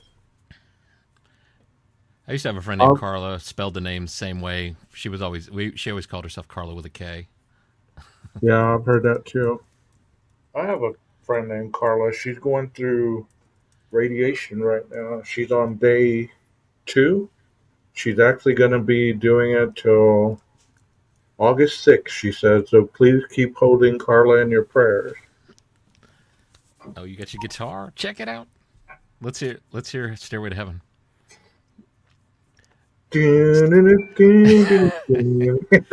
Either you got to either be able to play Stairway to Heaven or Highway to Hell, one or the other. I don't even know if this thing is tuned right. I mean, That's definitely a place to start. I'll recommend an app to you that where you can use your phone as a tuner. and look at the pick I got, though. I caught this at a 3 Days Grace concert. Cool. Is that a Christian rock band? No, alternative. Three. Oh, okay. 3 Days Grace.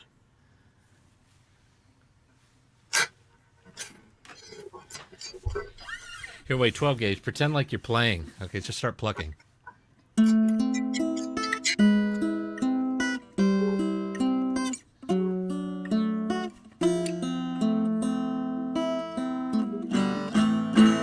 Man, you're getting good. How long have you had the guitar? One day, Nice. one day. That's pretty Man, I awesome, can't, huh? dude. I can't wait until like the end of the week. I gotta hear how you're playing. Hey, you guys, give it up for 12 Gauge. Wasn't that awesome? Y'all didn't have to wait till Christmas either. That's cheating. That's cheating Wow, right there. wow. What would you do? Hey, you Yeah, remember that one? You remember that show Wonder Years? yeah. With the kid with the black hair. What's his Yeah, and he was in love with a girl named Winnie Cooper or something like that. Uh-huh. Like the Wonder Years song, the intro song to that. I always thought that was cool. Was it a popular song that they used? Like something you Yeah, yeah. Yeah, I can't remember. Or what was oh, not that's I'd love to change the world or no. Oh, I can't remember. There was another Hey, TV can show you that had play that song. Abracadabra by Steve Miller? I've been Oh listening to man. that song all day long today. Wait, I used to know that. Hum it. Hum it. How does it go? Not the words, the guitar. It goes do do do do do do do do do do do Uh, do, something like that. Oh no. maybe next time I'll figure it out. Yeah, I used to know that. Can you hear that guitar at all? I can.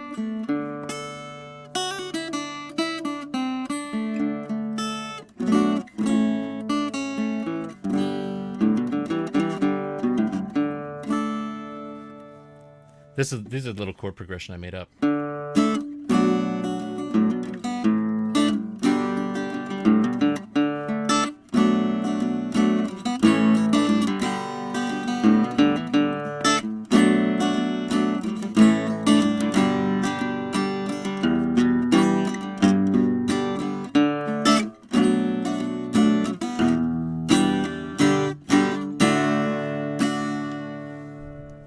We'll turn on the camera. Even though it probably look like hell, I'll take a chance. No, I showered today. I think I should be all right.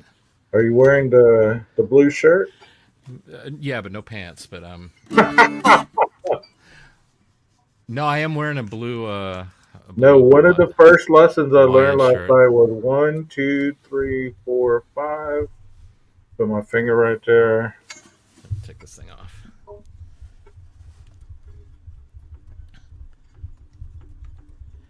You're not playing through your amplifier right now. Just No, I'm not. I'm just playing straight through the mic. yeah. First thing you need to learn is the low string is an E, then A, and D. If you start there, Eddie A. Dynamite. Yeah. Goodbye, Eddie, or something. You got it. Yeah, that helps when you know at least the open strings, because then you can figure out all the rest of the notes from there. Yes, it is. It's a 6-string. How about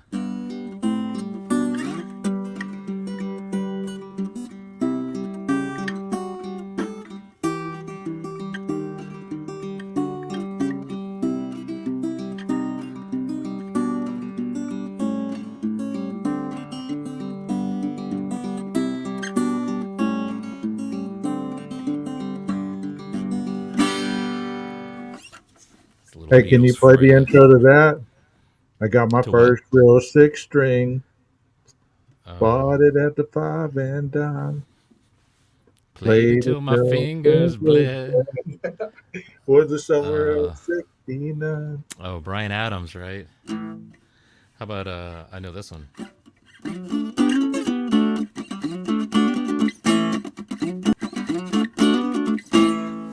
You know that one? Then I go. I need to get one of those. That way, yeah, this is pretty cool. It's just really. It's lightweight. It's lightweight. I can just pick it up once I learn to play. Yeah, this is called it's a Martin backpack guitar because it'll just fit in your backpack. But I bought this when I first started taking. I finally decided to take guitar lessons, and right as I had started taking lessons, we went to Great Wolf Lodge for like a little family vacation. But I didn't want to stop playing, so I had to buy a guitar that would fit in the van with the whole family and the suitcases. And so this thing was able to just kind of stuck right in. And I'm telling you, first thing I did, I would sit there in the hotel room and drive everybody crazy. I was just doing my three note per string, like just the major scale, just.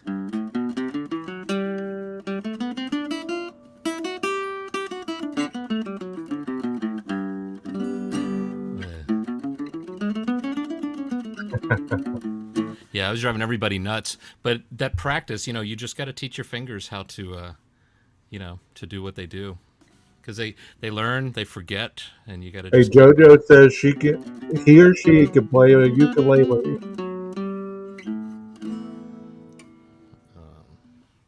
Oh wow, 1984 at the Texas Jam. My uncle used to go to those. I love this thing. It's lightweight.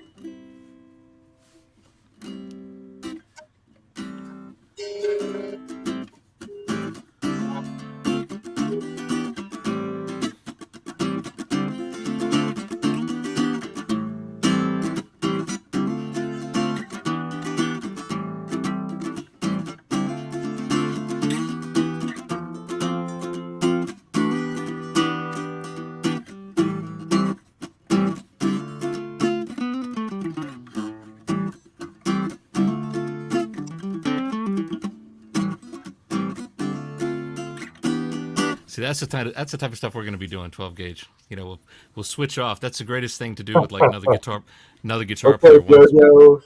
Once I got that. I won't forget it.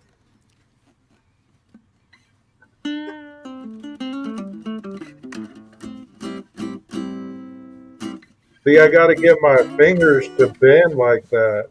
Like that's the hardest part right now is bending my fingers where I can put all the fingers on the fretboard. Yeah.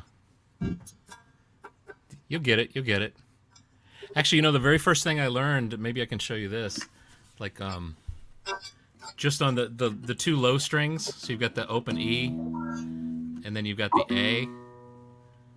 Hold on, Jeff. Carla's coming up on. Oh, okay, cool. Is she Hold on. bringing her guitar? It says device not connected, Carla. So you got to connect something.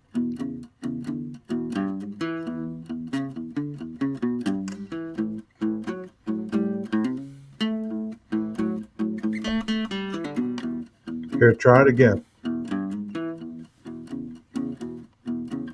Okay, it says you got to push your microphone. You got to push your microphone in order to connect. So if you're doing it on the phone, you got to push the microphone button.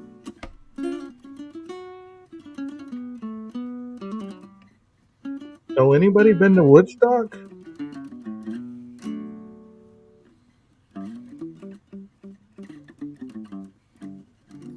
Here, let me get off cam because I'm not wearing pants either.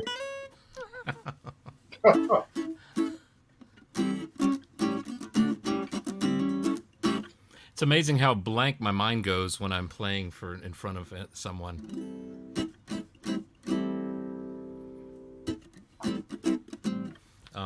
Mine goes blank.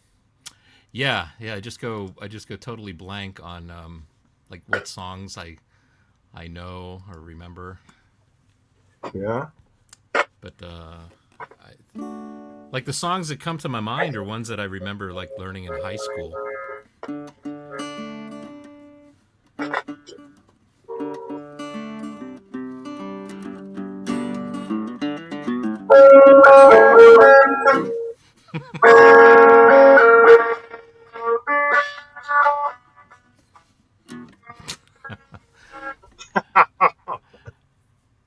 Reminds me of like when Marty plugs in the guitar in Back to the Future.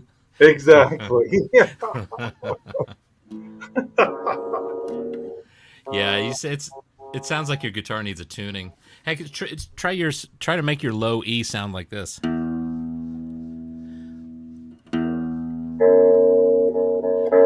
You think you got to go take it down in pitch.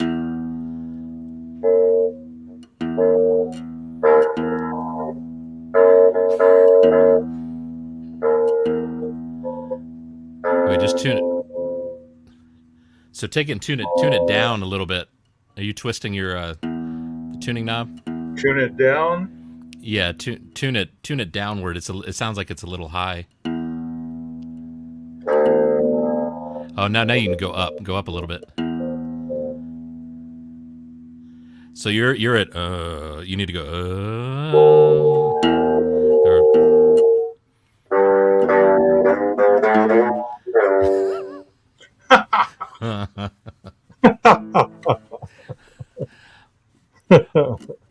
I'm sorry, guys. Everybody's no, like but that's where everybody starts, so that's fine. That's why I've got tapes of me playing and it was just awful. Here, you play the solo, I'll play the rhythm. Here you go.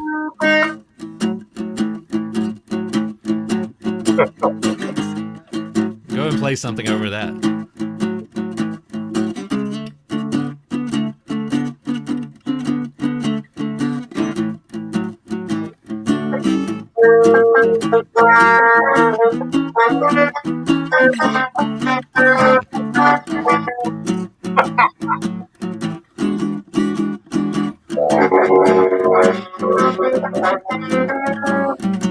It's perfect.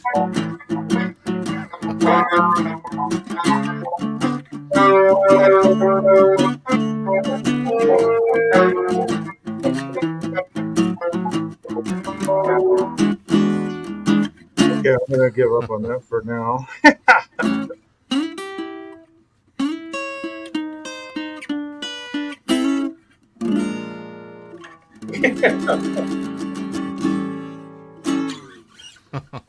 Okay, guys, so now we got it on video that you got my very first time strumming my guitar like that, okay? Um, This video clip will be worth something someday. It's like Eddie Van so Halen's first like recording. good grief, good grief. Here you go. Here you go. Thank you so much. Thank you so much.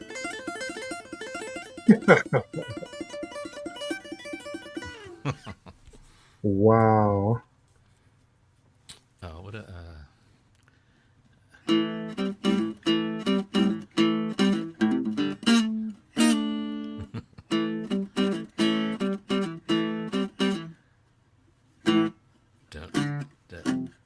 Forget that. Forget it. Well, LA, I thought about that. We even talked about that. We were going to do Friday night. We're going to do True Crime After Dark. And I don't know what happened. We got busy. But hopefully maybe one of these Friday nights, if I'll get with Jeff, and if he can be up here, we can, just do what we're doing right now.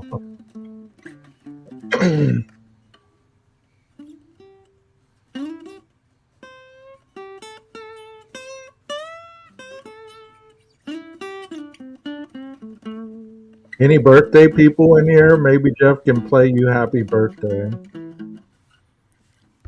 Yeah, how's it going? Anybody's birthday?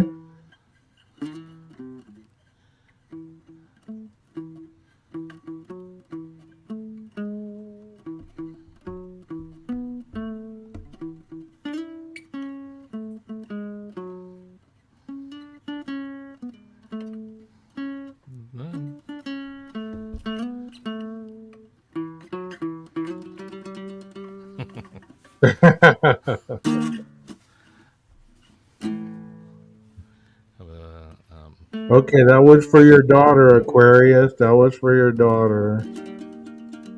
Wow. You got a $20 super chat. That's all a tip right, for Henry, you the, stay safe out there, buddy. to the Stay musician safe tip, out right? there.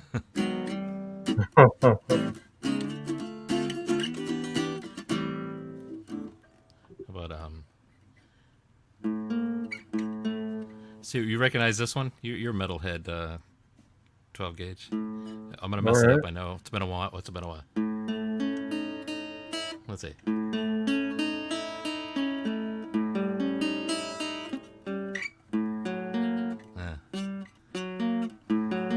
Damn, forgetting it. It's supposed to be an Ozzy Osbourne song. Let's see.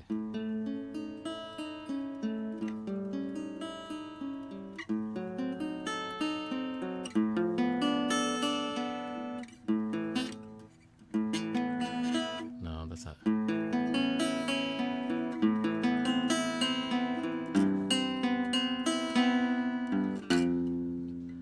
Something like that. And then it goes. I kind of recognize it. I do recognize it, kind of.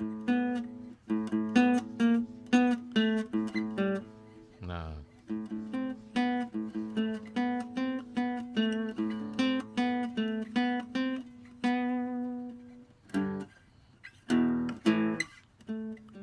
And then it gets real heavy. How do you like the banner? What do y'all think about the banner? 12 gauge gun range after dark. Diary of a Madman. Yeah, Texas got it.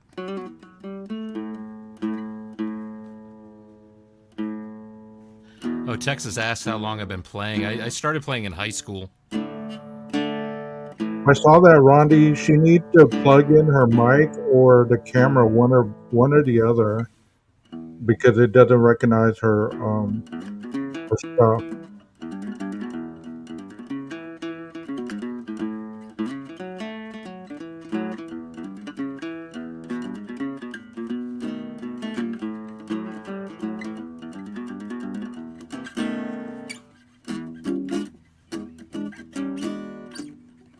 Next portal. As long as you're not going to put anything dirty, I'll let you up here because I don't know who you are, but I'll let you up here. Nothing dirty.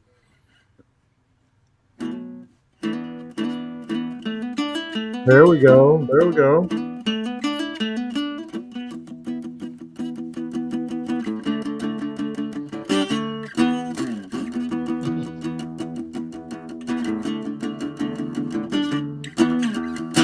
All right, come on up. You gonna play with us? Like, you gonna play guitar with Jeff? More than welcome.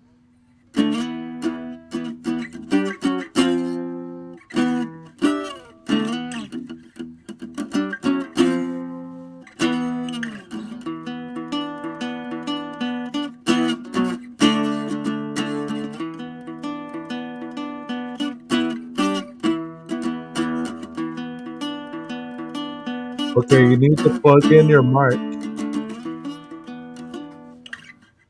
Okay, well, I sent the link in the chat. Just click on it and come on up. He said he plays piano and he's a sound engineer. He plays piano, sound engineer, and producer.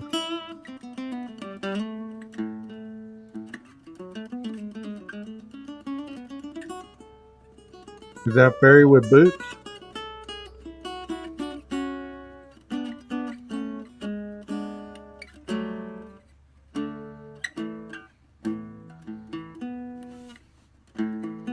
What was it?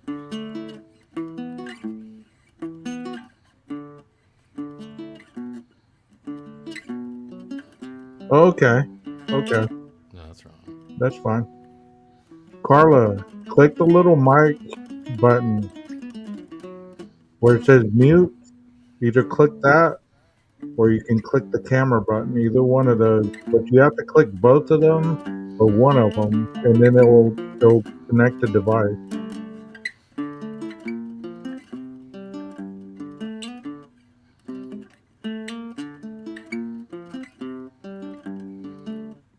That's awesome.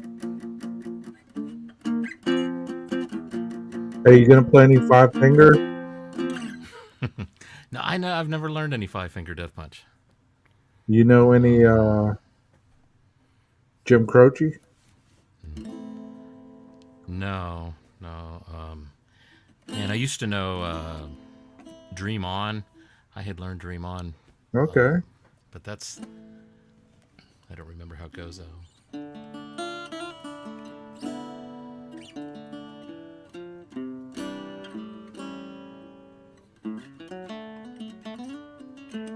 Mostly what I do is I pick up the guitar, I put on a backing track, and I just kind of play whatever comes to mind from it. You got a backing track there you can play? That's a good band, Avenged Sevenfold. You're doing good. Just keep going. Wait, let me pull up a backing track and I'll show you. This is the kind of stuff I like to do. Fleetwood Mac. My lamp just fell. Should I name my guitar? Is that gonna get me a little more intimate with it? Like, didn't B.B. King named his guitar Lucille? Yeah. Because he lost the guitar in a fight. Yeah. I think it needs to be. I think it needs to be tuned. Here, like, see if you can you play this. I got this. Can you play "Dust in the Wind" by Kansas? Oh yeah, you know I do know that one.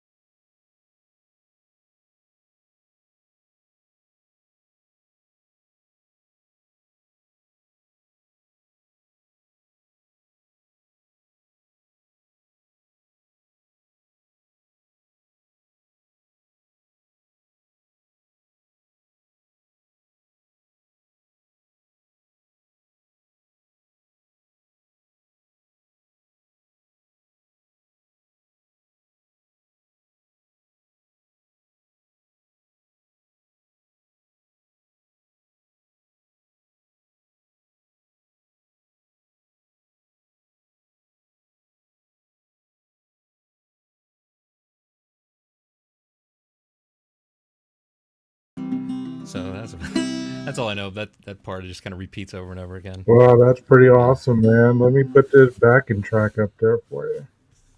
There you go. So let's see. I don't know what the mix is going to sound like, but this is the kind of thing I like to do.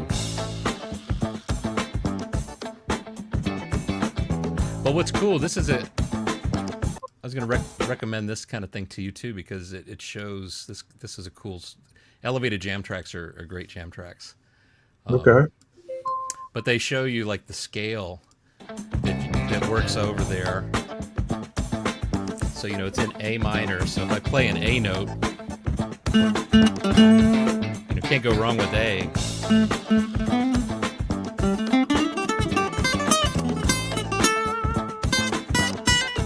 That's A Dorian.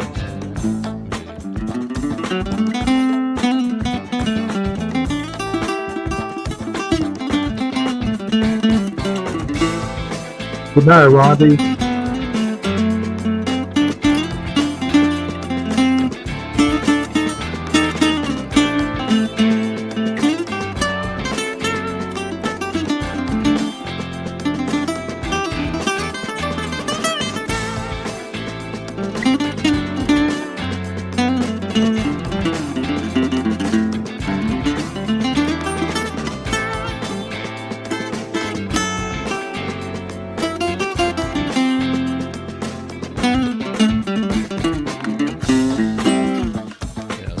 That kind of stuff.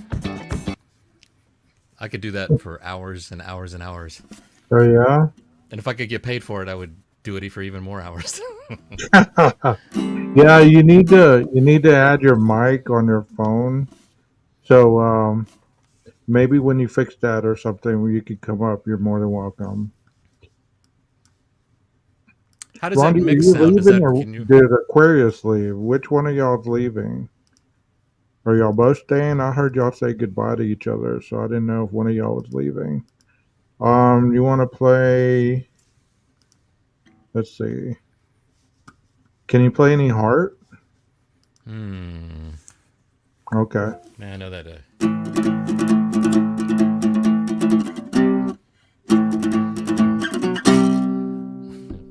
Okay, Rondi, good night.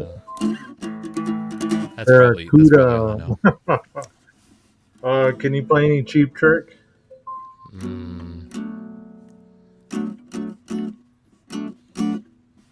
No. Steely Dan? Any Steely Dan? Man, I wish I could. I know Steely Dan loves like chords like this. I still don't know what I'm gonna do with this, but it's kind of a cool chord progression, I think. Wait, let's see.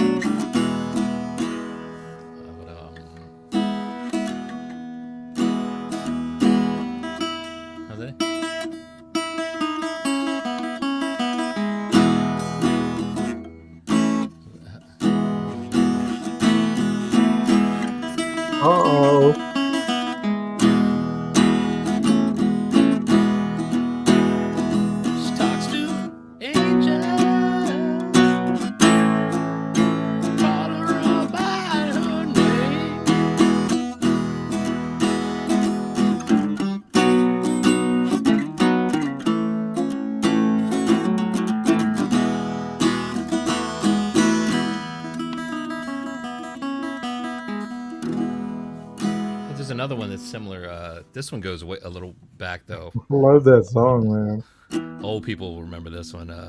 See, Bob Seger. Wait.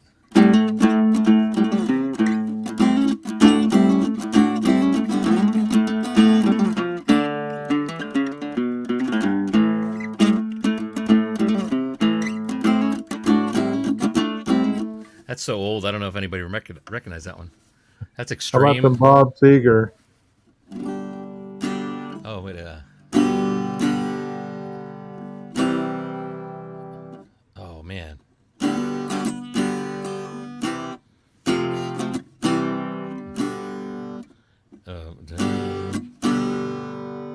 Man, I used to.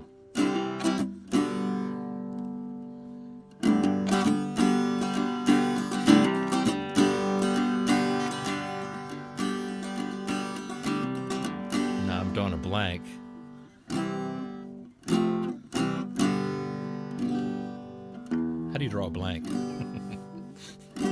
Means your pen's out of Can you ink if you're do drawing Turn a the blank. Page? Can you do Turn the Page by Bob Seger?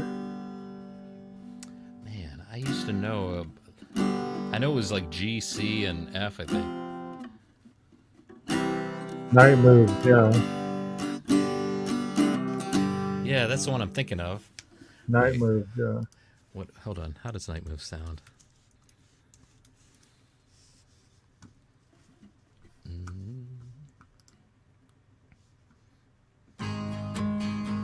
That's right. That's right.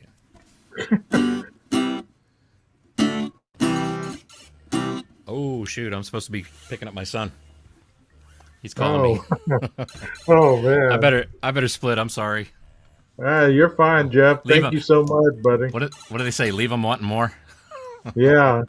Maybe All right. Friday night we can continue this, all right? Yeah, let's do it. Let's do it. All right. Bye. All right, be safe out there. All right. All right, guys. Y'all just had a preview of what to come. So hopefully is on Friday nights we're gonna kind of bring in the acoustic, and anybody that wants to come in here, you guys can come in and do what we're doing right now and just listen to some great music. Hopefully one day I'll be able to join Jeff and play along with him, or play alongside him. I'm gonna try to learn how to play these guitar, man. I'm gonna try to learn really hardcore. I like the way it feels. It's a good relaxing thing, especially when you have it in your hands. And that's awesome, Porte. I don't have my glasses on, so it's kind of blurry. Parte.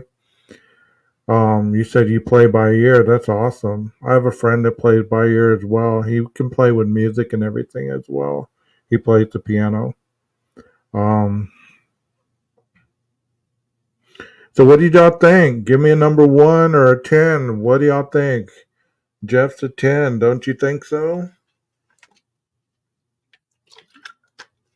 Raise your hand if you'll be here on Friday for the music. I don't even think I have to do a live. We'll just start at about 8 o'clock, 7 o'clock, and we'll just go as long as we want. Yeah, Jeff's awesome, man. He's pretty good. He's just like anything else, real life gets in the way, and you get a little rusty if you don't play every day, but I've heard him play and he plays really good. So um I'll do a community post on that, and I'll definitely get a time. That way everybody will know, and hopefully we'll get her done if Jeff free, either Friday or Saturday night. Because I know sometimes we don't have anything to do and we wanna just unwind or listen to live music or whatever. So um I'll definitely put it on the community post, and Sunday I'll be doing, yeah, if X Party can join too, yeah. Just hook up your piano and maybe you can join as well. We'll just have a live jam session. I don't mind it.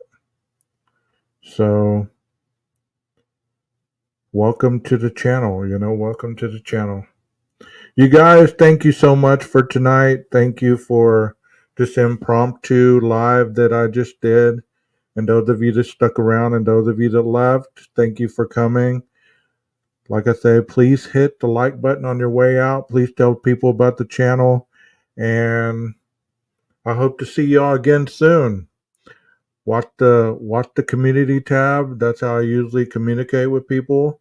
Or you can get with Aquarius or Rondi if y'all know how to get in touch with them, or Heather or Christy or Swamp Rose. Swamp Rose is even a mod for me.